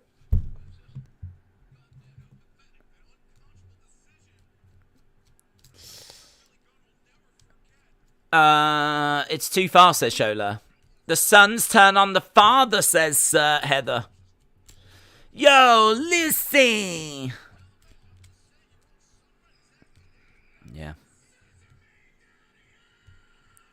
Scissor me, daddy. And there we go. I mean, look at that. Billy Gunn is seemingly over it. He's got over it really quick.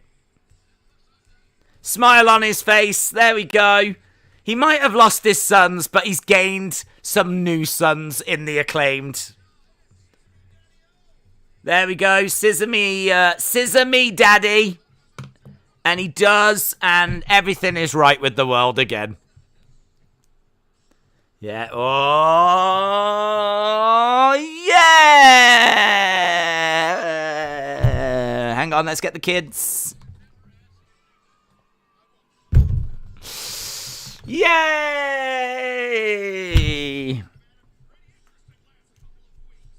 Oh, sorry that you lost your kids there, Billy Gunn.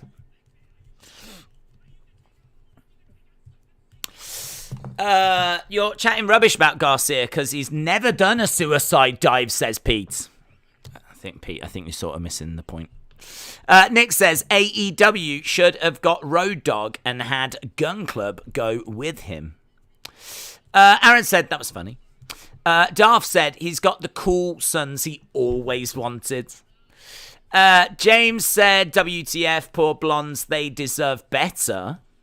Edward said, do you know KSI Logan Paul is the 5th highest pay-per-view buys in boxing history with 2 million?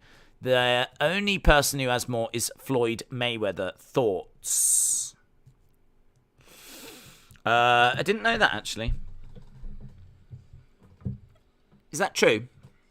Is that true?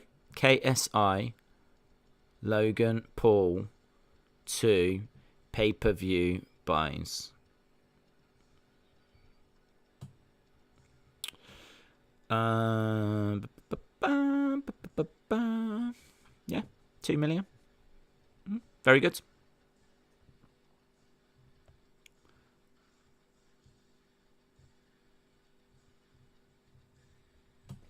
Very good.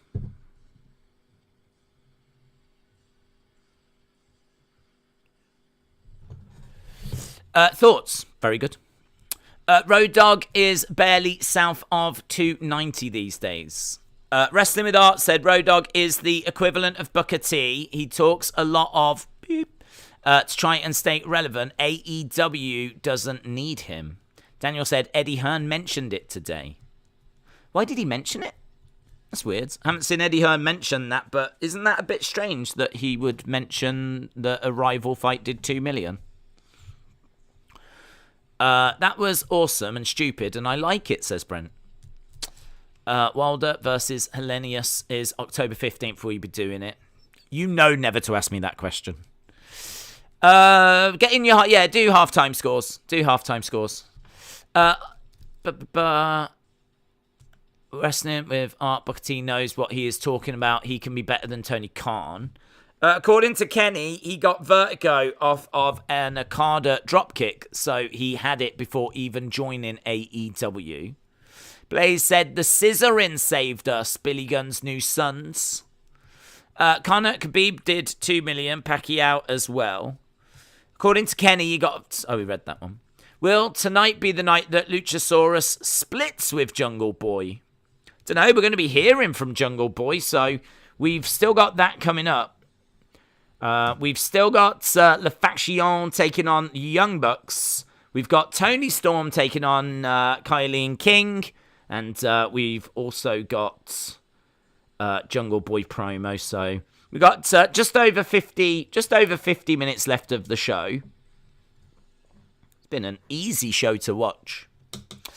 The Acclaimed are the new Forgotten Sons. Are you doing the G1 final? No. Cannot touch New Japan. We've done New Japan before, and I've done New Japan videos before, and they've been copyright striked. And I think Sean Ross Sapp did a watch along for Wrestle Kingdom and didn't show any footage, no commentary. Literally, it was just him talking about what was happening. He got hit with a copyright strike, which I think he managed to resolve, but still drama because his stream got took down and everything. So we don't touch New Japan. Are AEW trying to tell the WWE something but turning Gun Club on their father? Don't think so. Shola says 4 million is the highest. Only Mayweather, Pac-Man, and Conor Floyd touched the 4 million mark. Right, we've got the All-Atlantic champion with Lucha Bros.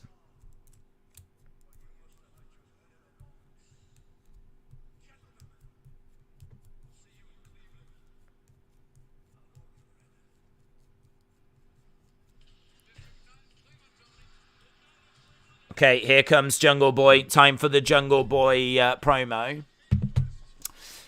Death Triangle. I like the Steamboat spot. He looked great. Whoa, whoa, whoa, whoa, whoa, whoa, whoa, whoa, whoa, whoa. Here comes Jungle Boy. Jungle Boy making his way down. Do you think Swerve was the one contacted by W? I think so. I think so. There's no proof of it, but I think so. I think Ospreay is going to win. I'm confused. Isn't Billy Gunn with WWE because of DX? No. He doesn't have a... He was with WWE because of DX, but his contract expired and now he's with AEW. That's kind of like saying, isn't John Moxley with WWE because of The Shield? It's like, well, he was, but then his contract expired and now he's with AEW. Jungle Boy in the ring.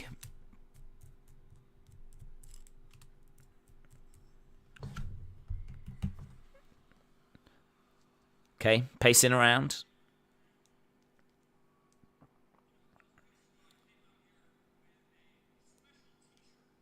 I came out here with a special t-shirt and it got me in a lot of trouble.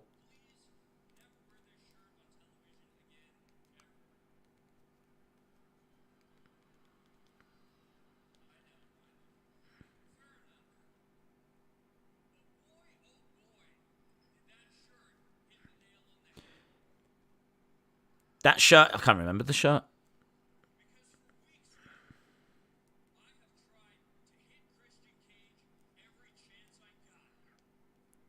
I've tried to hit Christian Cage every chance I've got. I tried to hit him with a chair. I even tried to hit him with a car.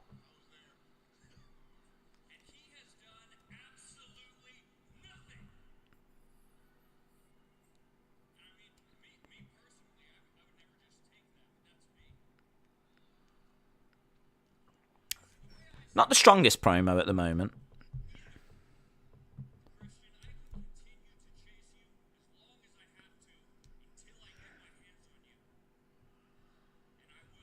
I will.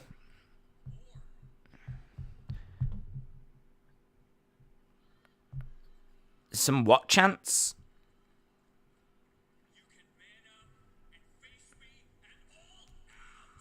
You can man up and face me at All Out. There was a few what chants there. I don't know if Jungle Boy just looked over at where those chants were coming out. But it was nice that he paused because then he was able to kind of really fire in that challenge. Right, Christian about to make his way down.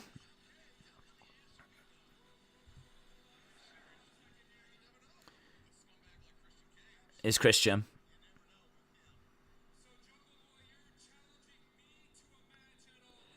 You're challenging me to a match at All Out.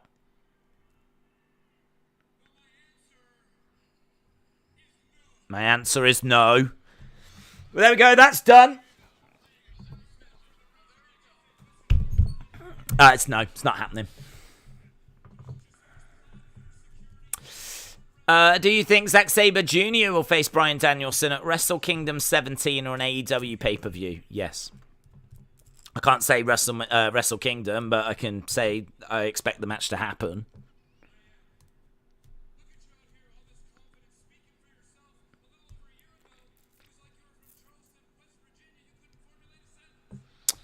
Little over a year ago, you couldn't even form a sentence.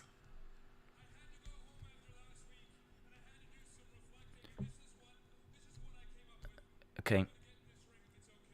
Christian has done some reflecting and he's going to let us know what he's reflected on. He's getting into the ring.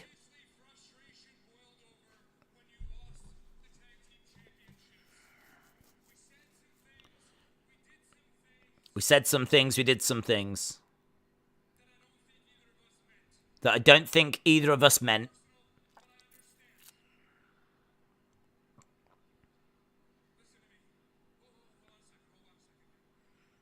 So Christian seems like he's trying to make amends.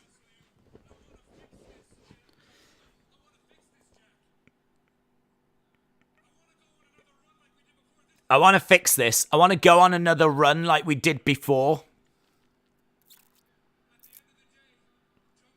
At the end of the day. Yeah, crowd aren't buying it. Crowd aren't buying it. Every segment, ex-WWE took over. I used to escape from something. It's not like that anymore, says James. All the HBO ads on AEW make me think they're testing some relationship waters, says Master Chief. I love you, says Christian. I love you. You are like a son to me. Come back home. Come back home. You are like a son to me. Come back home. I'm sorry. I love you.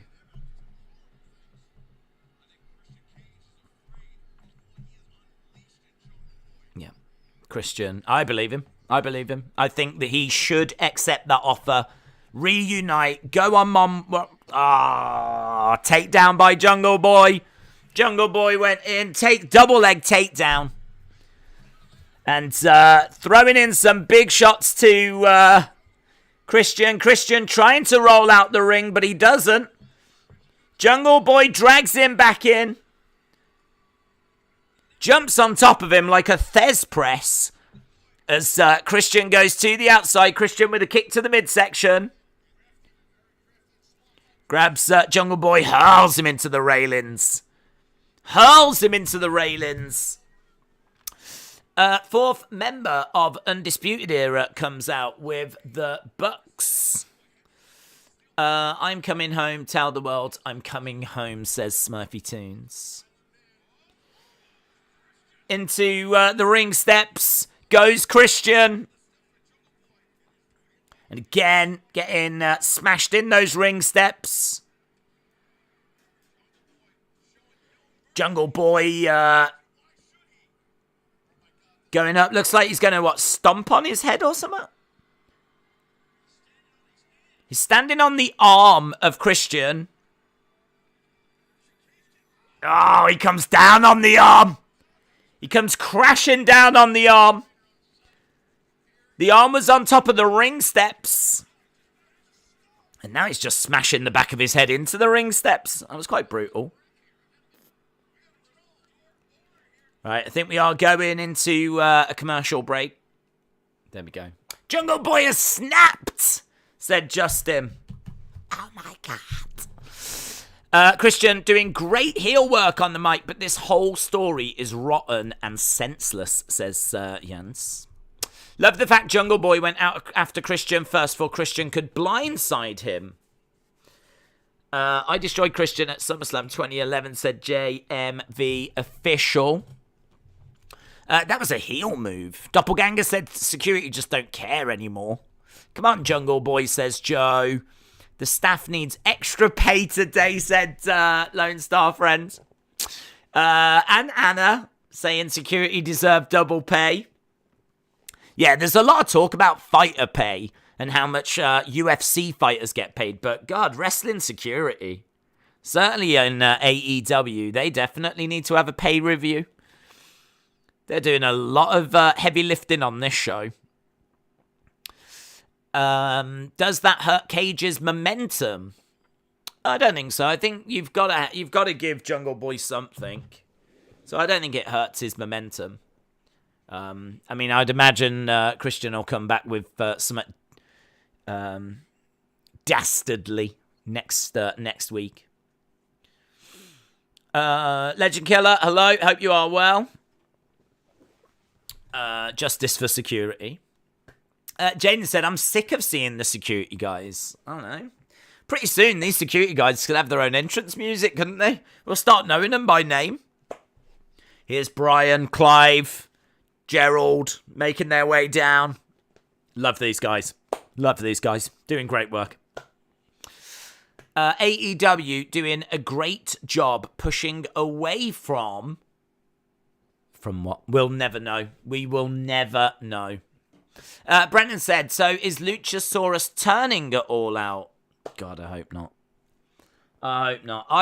For me, he'd already joined Christian, and that was it. And now he's gone back to being with Jungle Boy. If he turns again, it's just losing any impact for me. If he turns, it'll be like, oh my God, it's just too much. I'm with you, I'm not with you. I love you, I hate you. I've swerved you. Swerve in a swerve. Or as Cornette would say, maybe a hat on a hat. Which one of the security guys will be the next MJF? Will it be that Ric Flair want to be holding back Jungle Boy, says Rivy. Joe said, no, it doesn't hurt momentum. Everyone's been around wrestling, knows what he's about. Eamon Duggan, do you think there's too many titles? I think the title situation's quite interesting. I think AEW has only got the one roster. So, they've got a lot of belts and they've got one roster. They don't have a brand split. If they had a brand split and Rampage was a separate show, then you could maybe have the TNT title on one and you could have the All Atlantic on the other. You could maybe have the TBS title be the women's title and then the women's title goes to the other. So, do you know what I mean? You could separate them, but because you've only got the one show, the one brand, it sort of means that that's a lot of titles that get shown and featured. I swear to God, I looked at Pac's title and I was like, what's that? I was like, what's he got? And then I was like, I'm to think what belt he had. And now look at this, Wardlow with the TNT. You got FTR with a couple of belts on there. I mean, they are currently carrying, and I know they're not defended, but they are carrying the IWGP tag titles, the Ring of Honor tag titles. So, are there too many belts? I would say that there are for one brand, but I think maybe the bigger problem is they keep showing you the Ring of Honor titles, and the Ring of Honor titles are basically the NXT titles. So why are we seeing them on Dynamite? Why are we seeing them on Dynamite? You don't get shown the NXT tag champs on Raw. You don't get you don't even get Bron Breakker going on to Raw or SmackDown. So I kind of think if you got rid of the Ring of Honor belts, and if you got rid of the IWGP belts that don't get defended on these shows, and you get rid of like the AAA belts and all of that kind of stuff, and you just got down to the AEW ones, that would be a starting point. That would be better. But like, yeah, there are a lot of belts. There are a lot of belts. But a good chunk of them are belts that just don't get defended. How bizarre is that? People walking around with belts that don't get defended on these shows.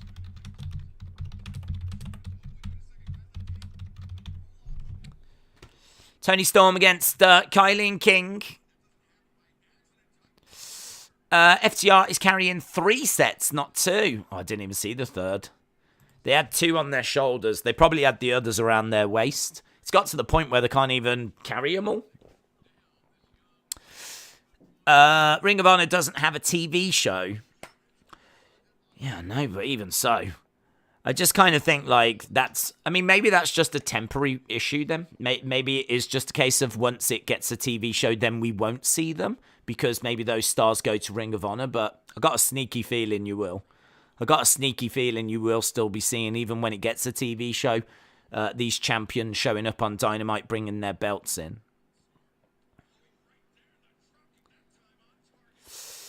It's not something that I'm like...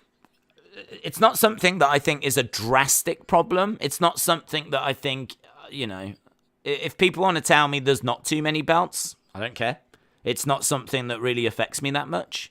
But I do think that there are some quick fixes to reduce the number of belts. And it doesn't really take anything from the show. It's just get rid of the belts that don't get defended on these shows. Get rid of the IWGP belts. It's a nice thing, I suppose, to be able to showcase, to show that you've got the IWGP Tag Team Champions. But they also happen to have the AAA titles as well. And then you've also got the Ring of Honor belts, like... doing the rounds at the moment, so there is just a lot of titles being highlighted. We're on the outside. Still to come, the Trios Championship, just over half an hour to go. It's the same as last night on NXT when NXT UK showed up, says Tahil. I'd have to disagree. I mean, like, to my knowledge, I didn't see IWGP belts. I didn't see main roster titles. I mean, that is NXT with its belts, and then NXT UK coming over.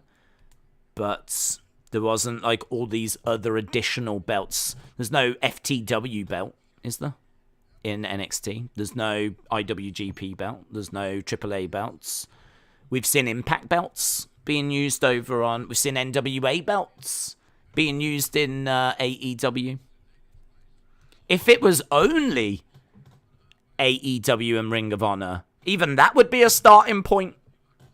But there's all of these additional belts that we've seen over time. And even now. They got Toni eating barricades. They've been teasing Pac Will Ospreay potentially for All Out. Pac went in on him. New Japan, they mentioned Pac Ospreay. Would you like to see that?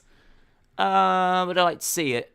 Don't mind, yeah. I mean, it'd be a great match. I don't mind. The only problem is, for me, that Ospreay's going to be cold. Because you just see him once in a blue moon. So, would I like to see the match? Sure, but what's the build going to be like?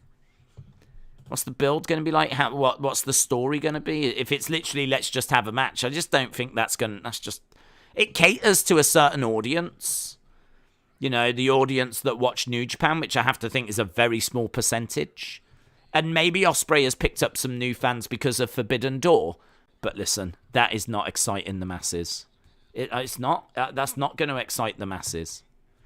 It's one that, as I said, if he's won some new fans over, it'll get those. If people that watch New Japan, it'll get those. But I have to think the vast majority of that 900,000 that tune in feel very lukewarm towards Ospreay. So you're going to have to do some building. But as an actual match itself, I think it would be a very good match. Very good match. Both of them very highly skilled in the ring. Ospreay regarded as one of the best in the world. Pac is, you could even make an argument, underrated. And, it wasn't long ago that he was beating Kenny Omega when AEW first started, and it really felt like they might even be moving him towards an AEW world title kind of opportunity. But I think it was like injury, and then the pandemic kind of really stalled all of that. So, I'd like to know how they build it. Bridge by Toni Storm. Kick out by Kilynn King. Pac and Ospreay are going to face next week in the Trios tournament. Could start it there, says Daniel. If the book's partner is not Kenny, says Jeremiah, who else do you think it could be? I do wonder if they could go and get someone from New Japan again. As we said, there are New Japan talents getting involved. Someone along the lines of Kota Ibushi. I don't know, actually. Maybe someone from Bullet Club. Switchblades. Don't know. Hangman could have had a change of heart. It could be like a bit of a swerve. They managed to negotiate something in the middle of the week, but I have to think it's going to be Kenny. Everything points to it being Kenny. Everything's been teased that it's Kenny. So I really think it's Kenny. Toni Storm with a fall-away slam as Kilynn King is over in the corner. Toni Storm backed over, charges, collides into Kilynn King. Going up, plants her, DDT. And again, puts her down, looking for the cover. 1, 2, 3. Toni Storm wins. Toni Storm wins, and we've had the Jungle Boy promo. So I think the only thing remaining is going to be the Young Bucks. Toni Storm applauding. We just saw Thunder Rosa. She was slowly clapping backstage. Obviously, these two have been partners in Thunderstorm. So these two, good friends, but Toni has made her intentions very clear that she wants to go for that AEW Women's Championship.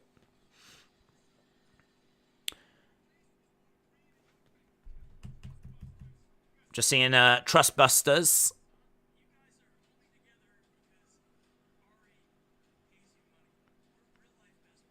We're real-life best friends. You lot are only together because Ari pays you money.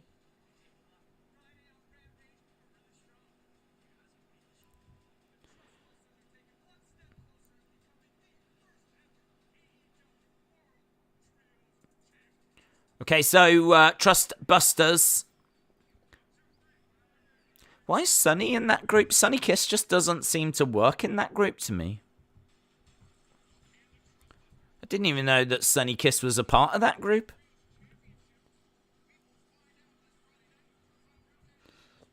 Penelope Ford is taking on Athena on Rampage. Penelope Ford against Athena.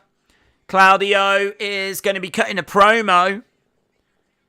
We've got FTW champion Hook taking on the Reality Zach Clayton.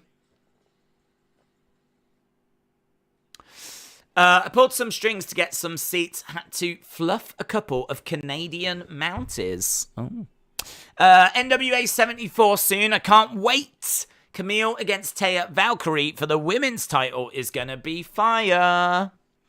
That group that Parker's in does look random. Sunny Kiss as a heel, LMAO. I heard Sunny and I had to do a double take, said Sunny Wolf. Yeah, it does look a bit random. It does look a bit random. I mean, Parker's just like this monster. I feel like Parker and Ari Daivari is fine. I don't know why Sunny Kiss is in that group. Will Ospreay and Aussie Open taking on Death Triangle. That is going to be next week. Dax Harwood taking on Jay Lethal. And CM Punk against John Moxley next week.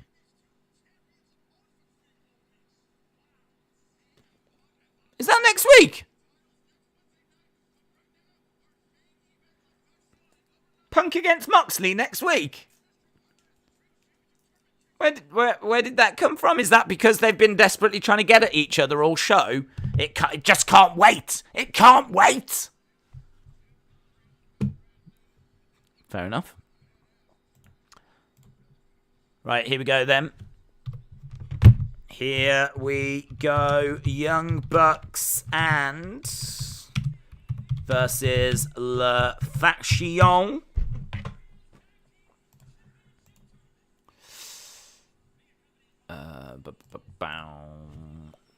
Kenny, let's go. El Idolo. I feel like something will happen and they are going to fight it all out. Next week on Scramble Preamble, says Larry. Punk is hurt then. It makes me think that they will do the rematch, or they will be double count out, or there will be outside interference, or something will happen, and we still will get it. Ricky the Dragon is guest timekeeping at the moment. Guest timekeeping for this one as well.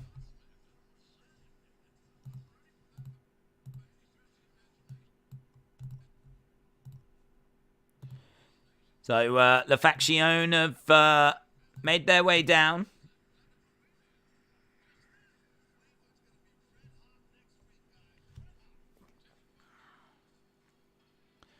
Here come the Bucks. Kenny or Hangman. Right, well, listen, we're nearly at 1,000 votes.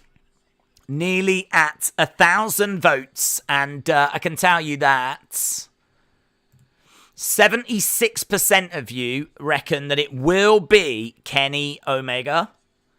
So, might as well end that poll because I can't see that poll changing. 70-odd% of you have gone with it being Kenny. Young Bucks have come out.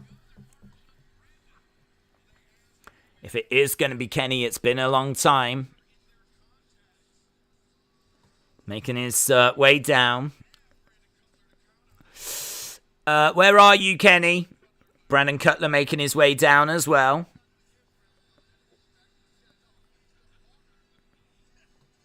Looking at those trios titles. Matt Jackson was like,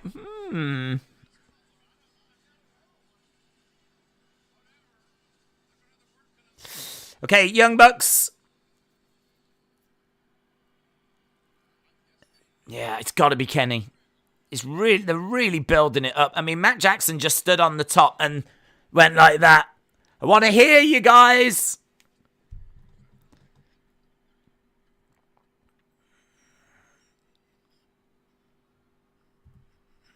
Okay, here we go.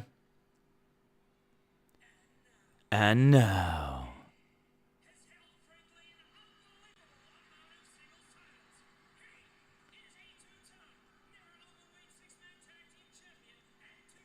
I think it is.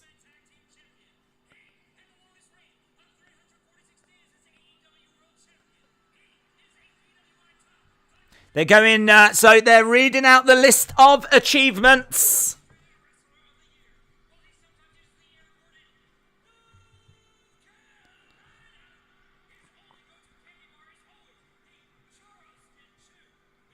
His go-to candy bar is the Charleston Chew.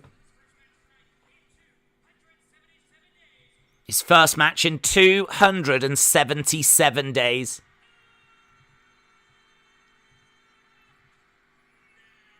Kenny Omega is the partner.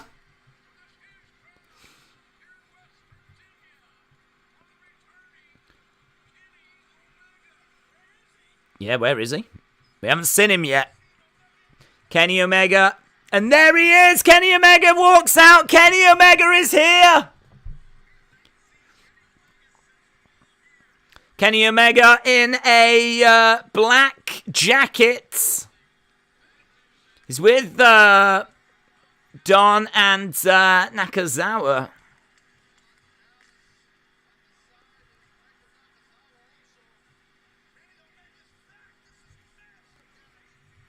Former AEW and Tag Team Champions, first match since November 13th.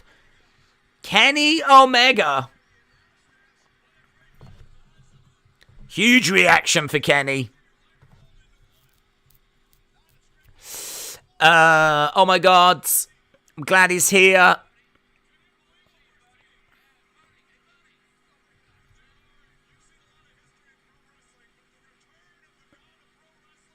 Kenny Omega stepping inside the ring. Best bout machine.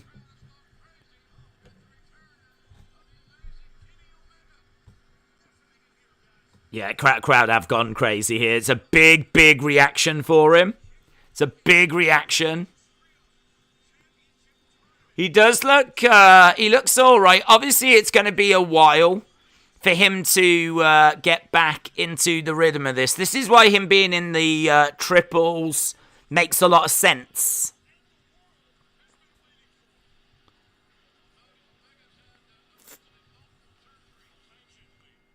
There we go, the bell sounds. I kind of like the long sleeve, not going to lie.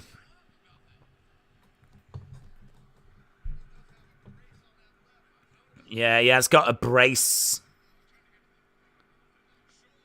on his shoulder.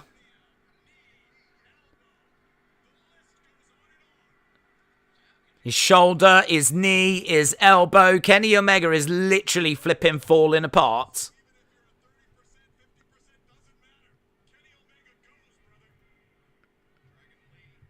Dragon Lee went to shake hands. Welcome back. Kenny Omega is back. Well, there we go. I mean, the one thing that you can say about AEW and Tony Khan is that they absolutely tease things, but when they tease things, they deliver. They absolutely deliver. If they are telling you that something, or teasing that something is going to happen, it does tend to happen. I mean, it's really not often that they're going to tease something and they don't follow through with it, or they don't come through with it. So, Kenny Omega, on the outside, don't know quite when we're going to get a chance to see him.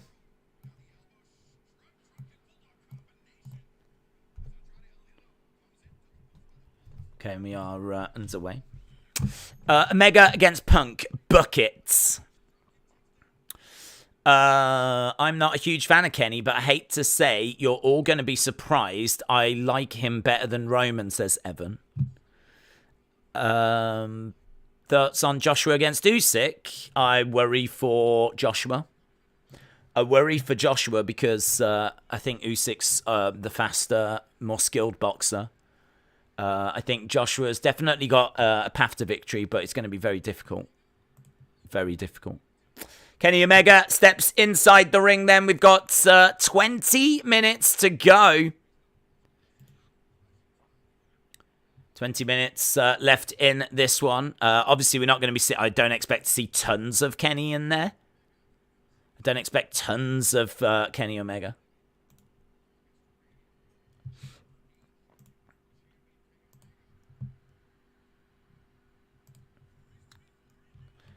Crowds cheering away as Kenny rains in some strikes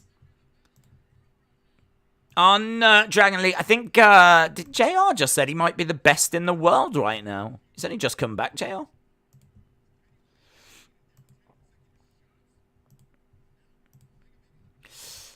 Kenny's quads and hamstrings are bigger.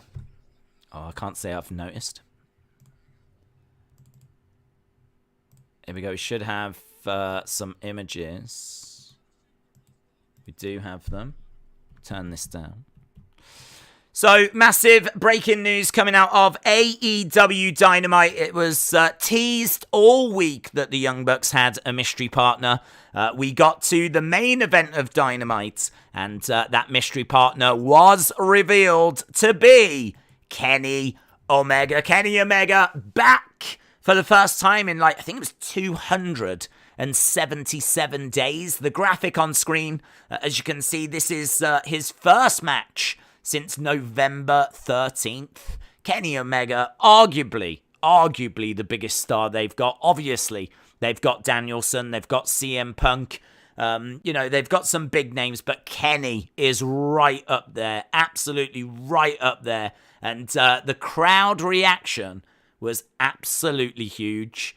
He does have a bit of a brace on his shoulder. You can see a strap in the image. And he is wrestling with like a black top on as well. And Don Callis was saying, he's got an elbow injury, knee injury. The list is long. But even a 30% Kenny Omega is still the best wrestler in the world. So lots of excitement. Kenny Omega is revealed to be the Young Bucks mystery partner. And Kenny Omega is back in AEW. And actually, Kenny Omega is being stomped on at the moment. He is down with Roosh standing over him. Andrade El Idolo has come into the ring. Kenny up on his feet, gets kicked to the midsection, driven back into the corner. Andrade in there. Have we seen Andrade against Omega in a one-on-one match? That would be fire. Andrade applauding. The fans grabbing Kenny by his head as he takes him back to his corner. That's good. So the heels working well.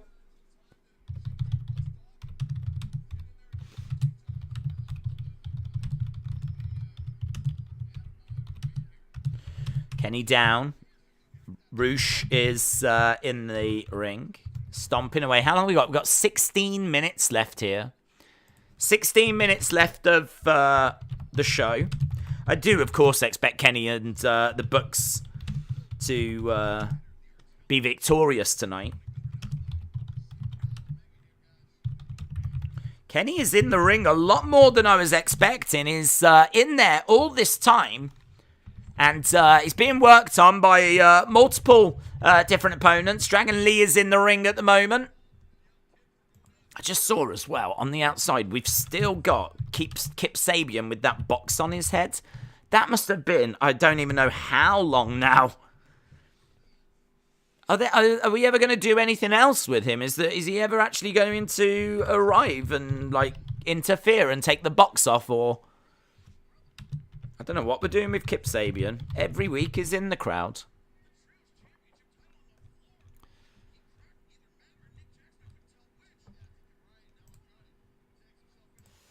Okay, so Kenny again over in the corner, and they're working on him. Got him up against the ropes. Young Bucks would love to get that tag. But Kenny in the wrong part of town, and Young Bucks actually not on the ring by the looks of it. They're on the outside. Kenny down on his hands and knees. Andrade is in control.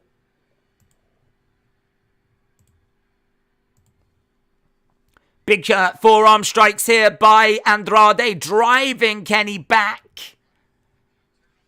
Again, another big chop coming in. Stare down with Cole. Kenny and Andrade faced at Triple A. Kai and Tai said Kenny is back. AEW was about to go under without him. I'm no Omega fan, but I think AEW needed all the help they can get, says Brenton. It was kind of weird not having him on AEW TV. Brent said, might the black shirt be that he was rushed back and he's not in fully ring shape? Maybe. It could be something to do with that. I don't know if maybe he's got a few bandages and things as well. Don't know. Perhaps it's a bit of support as well. Right, we've got the Bucks in there, and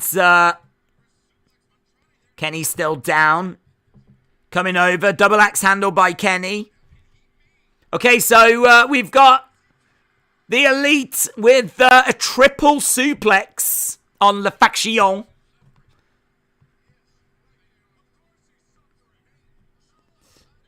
Right, Nick Jackson up top comes crashing down on La Faction on the outside.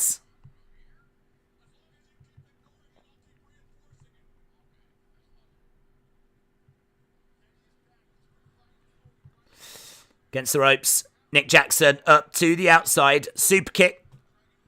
Dragon Lee round the houses. Backbreaker by Kenny.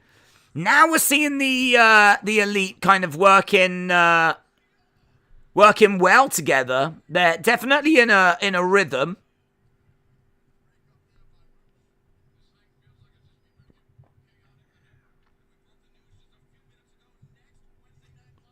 Next Wednesday, CM Punk.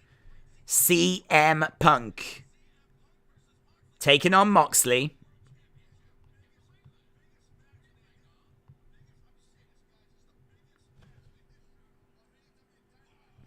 Taz says next week that is the biggest match in the history of AEW Dynamite. That is quite the statement. Right, La Faction is back in control. Saying last year's come massive, way bigger than he was in the past. Turning up to PAX matches, Ireland seems to be building that. Are you surprised AEW didn't space out Punk and Omega's return a little bit more? I don't think it's a problem. I think it was spaced. I think it'd be a problem if it was the same show. But I think Punk coming back gives AEW a little bit of momentum. You might as well capitalize on that momentum by bringing back Kenny at this time. Because you know that not too far into the future is All Out. So All Out and the intrigue of that should drive views. So I suppose Tony's thinking, let's bring Punk back. That gives things a boost. Momentum gets going. Then we bring back Kenny. Then obviously next week we've got the title match. So it could just be is looking at things going, right, what have I got this week? What have I got next week? What have I got? Because you need some of all the flipping time. So it is just like constantly, what have I got next week? What have I got the week after? So I think it's all right. If it was the same show, I think that'd be a problem.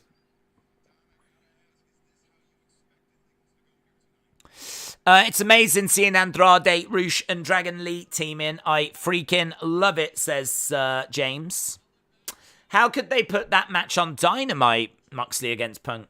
I think what you'll get is you will get a double count out or something along outside interference. There'll be something that still results in them having to have the match at All Out.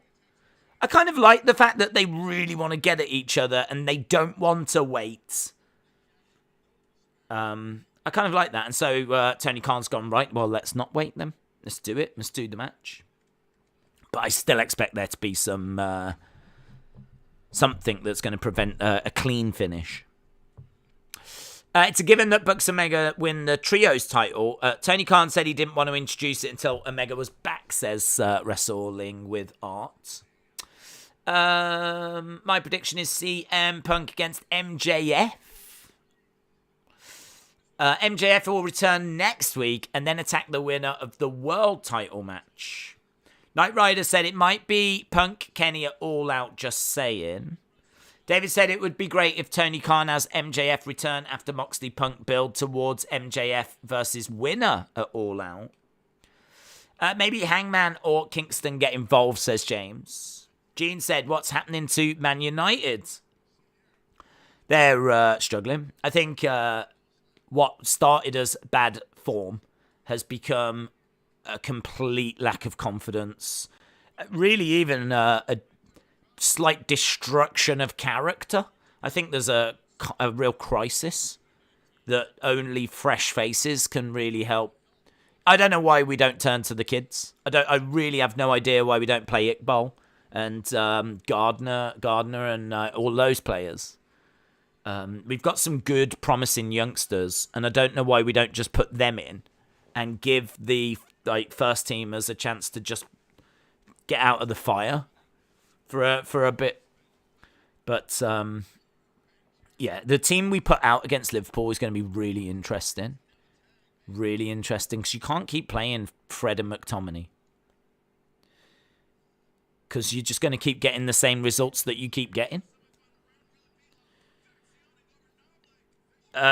Kick there by Roosh. Just jumped short. Roosh showboating, gets clipped by Nick Jackson. We don't have enough hours in the day to talk about what's wrong with United. Dana Brooke is better than Eddie Kingston, said Lord Rupert. Jackson, shout out to you, my friend. Really appreciate the kind words. Guys, Battle Bots Champions is going to be coming soon. So, that's exciting. Tag, in comes Kenny Omega. Kenny Omega jumps over the top. Double axe handle. Down goes Andrade al Idolo. And again, Kenny coming in with real fire. Must be so nice to wrestle, not having everything spinning around. Kick coming in by Kenny. Strike there by Kenny. Goes for an enziguri. That was cool. I like how Andrade ducked. And so Kenny misses Andrade, but he still manages to hit Roosh. In comes Dragon Lee. These Snapdragon suplexes are beautiful. Kenny Omega getting a standing ovation. Exploding. He's holding on to the mid. Every time Kenny now he's going to hold on to something, fans going to be like, oh. Is he all right? Is he all right? Back elbow by Kenny. Kenny hurls Dragon Lee over to the other side. Bucks with super kicks. Kenny to the outside. Nick Jackson to the outside. Matt Jackson gets kicked. Into the corner goes Dragon Lee.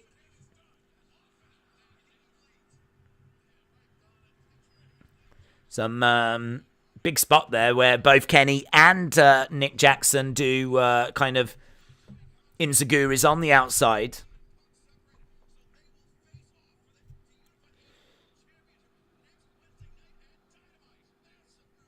And there we go. Triple super kick. Down goes Dragon Lee. One. No, Andrade makes the save. MJF's going to return Arthur Ashe, and it'll get the ball rolling for AEW's new momentum, says Brenton. Legend Killer says, come on, Young Bucks.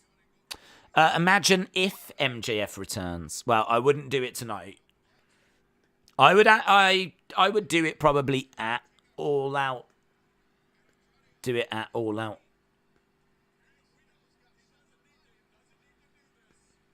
Kenny is going down.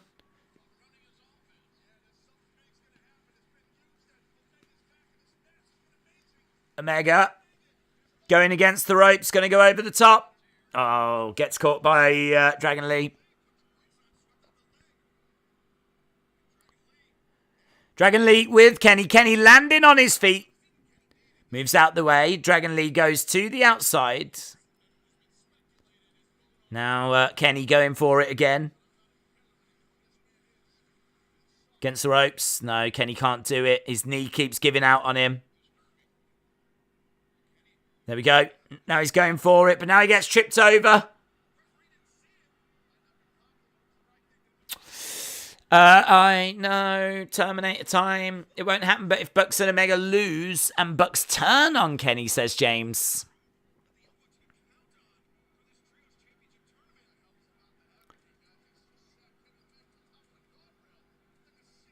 Okay, they've got Kenny on top of the railings. Dragon Lee's going to go for a toe pace. Oh, my God! Damn.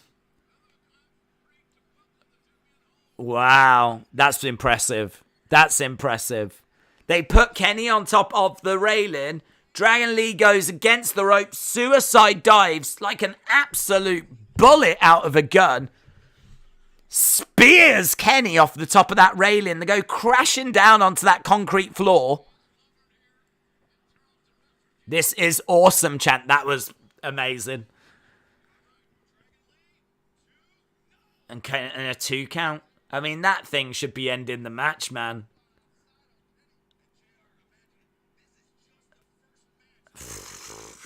That was amazing. How do you end the match after that? I think Kenny is dead. Oh my God. That fan got bumped pretty good, said Justin. Oh, I didn't see that. Listen, I think if you're going to be going into the first row or the second row of an AEW show, you need to be padding up. Kenny gets his shoulder up. They've killed Kenny, says Smurfy Toons. Double underhooks by Andrade. DDT.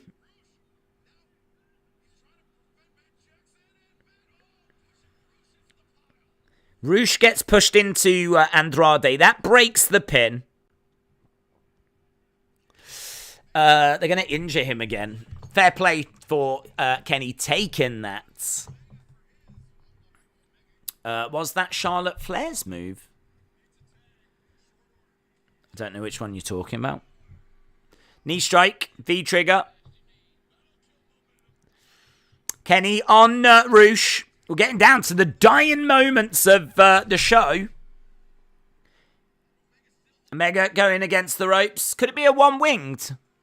One-winged would blow the roof off the place, wouldn't it? Seeing Kenny deliver a one-winged angel. 10 out of 10, simple as that, says Matt.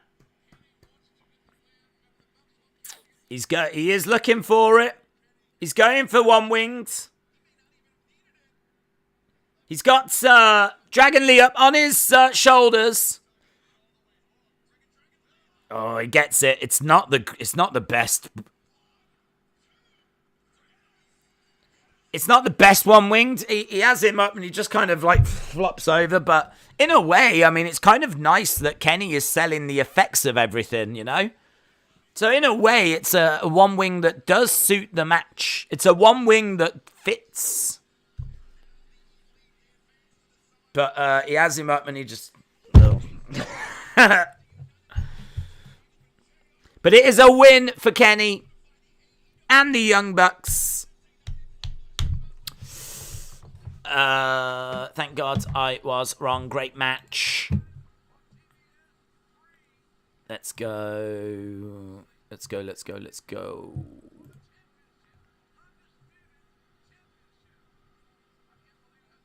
What are they doing?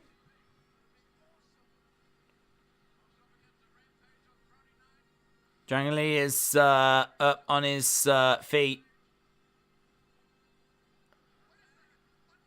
Andrade plants Dragon Lee and his mask comes off.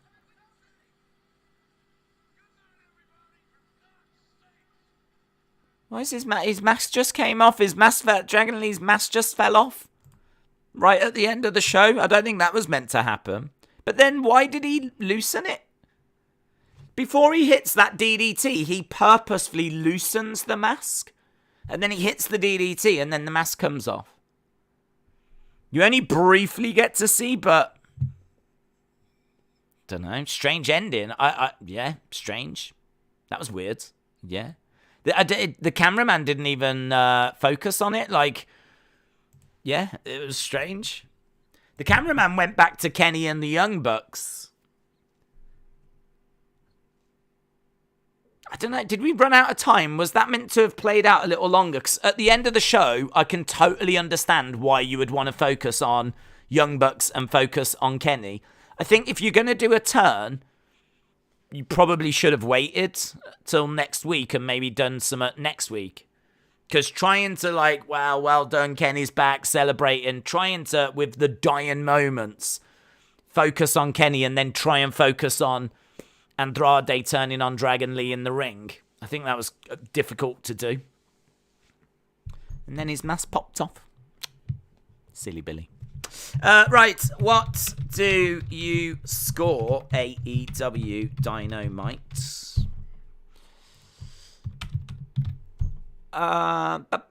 It's the ultimate sign of disrespect. If they're kicking Dragon Lee out of the group, it makes sense. Andrade was saying you're a disgrace to the mask. I mean, my feeling on that is that you're absolutely right. It is the ultimate sign of disrespect. Like, it is the ultimate sign. Like, unmasking someone is it's the worst thing you cannot. I can't think of, apart from like going after their family. Like, it's horrific. That punishment just did not seem to like fit that crime, if you know what I mean. And the way that it was done, such an important moment as well. I don't think it was meant to happen. I don't think that mask was meant to come off. I really don't think it was meant to come off. It does make me question on why loosen it then. It does make me question that. I don't know if they were going to potentially tease taking it off, but I can't imagine in those dying moments of this show they plan to do like a quick unmasking. Because that is just the old... I mean, I don't know. Maybe it's not anymore, but it used to be. You're absolutely right. It used to be the absolute worst thing you could do to a masked wrestler was to unmask them. 10 out of 10. It didn't. The brothers wrestled each other at the last Ring of Honor pay-per-view. What brothers? Why do AEW always do silly stuff at the end of the show? What is wrong with the ref? He hit the mat 4 times for a 3 count. Oh, I didn't notice. Perhaps he just wanted to make sure. Unmaskings are being overdone. It doesn't mean anything. Maybe it is now. Maybe you're right. Back in the day, it was it was the ultimate. But maybe they've just become just not a thing anymore. It's still part of the heritage. 9 out of 10. Yeah, get your thoughts in. Get your scores in. What you actually thought of the show. Dragon Lee is Rush's brother. Okay. Rush and Dragon Lee had a match at Ring of Honor Death Before Dishonor. Gavin said, I barely watch AEW, but when I do, it's a great show. Just Nick said Dragon Lee and Rush are brothers. Austin said I'd give this show a 7. I would agree. I thought this was a good show. I didn't think it was a great show. I think Kenny coming back is a massive moment, and I think that's a major talking point. I thought the promos at the start were really good. I thought the Bryan Danielson match was about 3.5, if I'm being completely honest. Main event was good. Had some nice moments in it. But then there are like bits that, I didn't need like the Toni Storm match. I think Gun Club turning on Billy Gunn is silly. I didn't really need that. Jungle Boy's promo was a bit flat. So I kind of feel like there was some started good, ended good, and Kenny coming back was big. So yeah, I'm in the 7s. 7. I don't know if 7's a little low. Don't know. 7.25, 7.5. I don't know. Maybe 7.25. I think Kenny is selling his injuries. It's not going to be as bad as it looks. Just Nick said, I'm going 7.5. For me, the promos were good and the wrestling matches were good. Jaden says 7.75. Rivy says 7.24. Yeah, I mean, look, if you're a diehard AEW fan and like you love this show and you thought it was like an 8 point something, I could see why. I could see why you would think that. Because Kenny coming back's massive. And, there's things that I think if you are someone that watches Ring of Honor in particular and you feel a connection to like Rush, Dragon Lee, and these kind of performers, I can see that it would have more impact for people. You see, I don't watch those shows, so to me, I just feel quite cold towards these people. I just don't really, I don't know. I knew that the Bucks and Omega was going to win that main event, so there wasn't really much doubt or, I wonder how it's, the big, I wonder how this is, who it's going to be, was who's the partner. Once we found out it was Omega, well, I think we all knew where it was going then, but I love that suicide dive on the outside. I thought that was a great moment. And it was a good main event. I can't say it wasn't. It was a good main event. Good Dynamite. I thought the whole Kenny thing was going to be a swerve for Ibushi, says Rowdy. Has Omega returned? Yep. James said Ring of Honor was amazing. And it might be again, mightn't it? I mean, I'm sure once it does relaunch and come back, I'm sure it's going to be a great show. I have no doubt about that. I think that Toni is probably the right person to have it. Obviously, if Vince had got it, God only knows what it would have been. But I think Toni is the right person to have it. So, yeah, we'll see. We'll see how it goes. 8 out of 10. Always need a Toni Storm match, says Jim. No FTR, no Wardlow. The Bryan Danielson match was fine. Opening segment was solid. Omega return was expected, but still nice. I give it a 7, says Brenton. I think that's fair. I think that's very fair. Joe said I give it 10 out of 10. Gary said, already calling it for next week. Punk versus Moxley will be a draw, and then a last man standing match at All Out. What do you think? I can see somewhat along those lines. I think that they are going to bring him... I think they're going to bring him back maybe at All Out rather than before All Out. So I think that you get like, you know, little outside interference, or you get a double count out or something. It's not resolved. Because don't forget, if it's a draw, if it's a double count out or something along those lines, then we still don't know who the champion is, because you've got CM Punk as the champ, but you've still got Moxley. He wouldn't lose his interim title, and the whole point is to merge those belts. So I've got to think next week there's going to be something that means it's not resolved. It gets resolved at All Out. I think this is your match. I mean, look, they're spending a lot of time building this. I mean, we've just had a couple of segments here where they've really been like going at each other. I think to do that, just to play it off for next week and that's it, we move on to a different feud, it's just a bit too quick. It's all too quick. I think let's do next week. There'll be a draw. Continue on the road to All Out. Do Punk against Moxley. Then we get a winner. Say Punk is celebrating. Punk wins. He's got the title. He is the rightful champion. Out comes MJF. Or MJF comes through the crowd. That could be big. So, yeah, I agree. Something along those lines. Was the show good in your opinion, asks Michael. Yeah, I think it was definitely worth watching. I think there's highs and I think there's lows. I think that it was a very good Dynamite. I think that the promos at the start were great, as I said. Main event was very good. But for me, the biggest moment of that main event is Omega being confirmed as being back. I think Danielson Garcia has got some nice moments in it. So that was good. I feel like really after that point, though, the show goes into a bit of a lull. But saying that, if you think about it, Garcia and Danielson, that ends with like, I don't know, 8 minutes left of the first hour. So we're only really talking about the very end of hour 1 till we get to the start of the main event. So it's only about, 40 minutes. There's about 40 minutes between that, I would say, kind of... I don't want to say let the show down, but I think lowers my score. That's a better way of wording it. But no, overall, still a very strong show. And good, yeah. I mean, we're well on the road, aren't we? Well on the road to All Out. AEW do need to start giving time for things to breathe. It's all a little bit breakneck speed, says Anna. Rowdy said, are you in the UK? If so, it's the middle of night there. How are you doing it? Well, I'm not alone. Anna's from the UK as well. And James is from the UK. And quite a few people that join us, Edward, from the UK. So there's quite a few of us that watch from the UK. But yeah, it's late. But wrestling is always late if you want to watch it live. Because it starts in America at, say, 8 o'clock. Well, 8 o'clock in the UK is 1 o'clock in the morning. So, do you know what I mean? We're 5 hours ahead.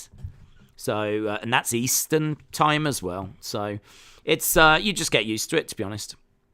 You just get used to it. If you want to watch wrestling live, you need, well, really, you either need to get no sleep and then go to work the next day, or you need to make sure you're always off on like the next day. I mean, it was a nightmare. I missed, I will admit, quite a few shows over the years, quite a few Raws and SmackDowns. Always found time to watch pay-per-views, you know, even if it meant I didn't get any sleep and had to go straight to work after them, I would do it. But yeah, I mean, I missed quite a lot of Raws and SmackDowns over the years. As you know, if you're at work the next day, and it's all well and good saying like, well, you know, just go to work, don't get any sleep, but I feel like that should be an exception rather than a routine. Like, it's all right to do that for pay-per-views, but you don't want to be doing that every Monday, every Tuesday. SmackDown was on Tuesday. It's been on Thursdays, it's been on Tuesdays, it's on Fridays. It's been all over the road, but you don't really want to have that as a routine. So, but I'm very fortunate, very, very fortunate that right now, obviously this is what I do, so I can kind of just sleep during the middle of the day and make sure. So my body clock is out by about 12 hours. It's probably completely out from where it should be. I tend to go to sleep at about lunchtime, about 12 o'clock, and then I wake up at around 7ish. So in a way, I think a lot of people go to bed at 12 and wake up at 7, but they go at midnight and they wake up at 7 a.m. I go midday and wake up at 7 p.m. So my body is about 12 hours out. So it's pretty wild, but you get used to it. Right, we've had a couple of hundred votes coming in. I do need to shoot off because at the moment I am setting up this new PC, which is cool, but oh my God, it's taken a lot of work. So we are doing that, so I need to run off and do more of that. But let's end the poll. Would it have been better if Ricky the Dragon, a.k.a. Rick Dragon, was the third man for the Bucks team? I don't think Rick Dragon can do too much these days. He was considered an old-timer about 10, 15 years ago. Wasn't it WrestleMania 25? It was about 13, 14 years ago when he took on Jericho. I remember Jericho has a match with some legends. He takes on Jimmy Superfly, I think it's Roddy Piper, and Ricky the Dragon. And Jimmy Superfly doesn't look great. Roddy Piper doesn't look great. But Ricky the Dragon looks amazing, and he is so good in the ring that the fans are like, yeah, I want to see a proper one-on-one match. And so they book it. I think the next pay-per-view after WrestleMania 25, there is a singles match between Ricky the Dragon and Chris Jericho. And, yeah, really good. And he was considered old at that point, and that was around about 14 years ago. So... right, 8 to 10 got 56% of the vote. 7 to 7-5 got 28. 6 to 6-7-5 got 9. And then 5-7-5 or below got 4%. So, Jim said, didn't you have a VCR? Yeah, but yes and no, to be honest. So, I did try doing that, but the problem I had was that I would finish work and trying to find... I mean, I suppose what I could have got into a habit of doing, and I never really did, was sit down and, like, just fast forward through the show. What I was really struggling to find was I would, like, finish work at, say, I don't know, 8 o'clock. By the time I get back, it's going to be... Well, yeah, say I'm back at 8. By the time I've had something to eat, we're pushing on, say, 9 o'clock. Like, to then sit down and watch, like, Raw. And the problem is, if you have got people that you work with that watch wrestling or are fans of wrestling as well, trying to avoid any spoilers is just really hard. Really hard. So I definitely did do the watching, like... recording thing. I didn't do VCR. I was doing like digital recording, to be honest. But and when I was young, like in the 90s, I didn't even have Sky, so I couldn't even watch it. But like in the 2000s, yeah, a bit more like digital recording. I remember using my PlayStation a bit, but to be honest, like it's not as good when you've got people that, you know, kind of give spoilers away and all of that. So that's what I'm saying. There's been a fair few that I've missed as a result. And there's somewhere, like, I must admit, I don't know, I remember, like, hearing about stuff and then thinking, well, there's no point watching that now. So it's kind of like, you know, lots of different reasons as to why I could never get into that kind of habit or never get into that kind of place where I could just watch the shows each week, like because I record them or whatever. Like watching it live is just a different experience. It's how you should watch it, really, because that way you can't have anything. Although saying that, because of the dirt sheets now, you tend to get spoilers before the show's even aired. Now I've got people telling me what's going to happen before the show's even been on TV. I never used to have that. That was never a thing. I used to have people ruining it for me if I couldn't watch it live. Now I've got people ruining it for me before the show's even managed to flipping hit the airwaves. So yeah, this is without a shadow of a doubt, these past 4 years, 5 years, this has been the most consistent that I've been able to watch the show on a regular basis. Otherwise, it would have been patchy. I'd say patchy. So, and it makes it hard to kind of plug any gaps because I can't remember what shows I've watched, what I haven't watched. I'd have to just go back and watch everything. But undoubtedly, there's still Raws and SmackDowns I've not seen. But yeah, it's good. It's good. It's good watching it live. It's good to. It's just not great if you got work the next day. At least they didn't give spoilers to their own show like WWE last night, says James Chadwick. That's true. That was quite the botch, wasn't it? Quite the botch. Is AEW coming to Long Island again? I don't know, to be honest. I really don't know. Solid 6 out of 10. It was good, but also a bit messy at times, says Logan. Right, listen, we always stick around about 15 minutes, and we have nearly done 20, so I feel like we should go. Awesome, really appreciate it. Thanks a lot for watching. I don't know what I'm doing tomorrow, to be honest. I know I've got to do research. I mean, I feel like I'll try and get something onto the channel, but I don't know what it's going to be. But obviously, we're back on Friday, and then, of course, a massive Saturday with Joshua Usyk. We've got that. We've also got UFC, so I've got to get all the research done for that. Set up this new computer. Oh. I just don't even want to think about it. I just don't even want to think about everything I've got to do. But I need to go and do it. So thanks a lot for watching. Appreciate the support. I will see you again next time. Bye for now.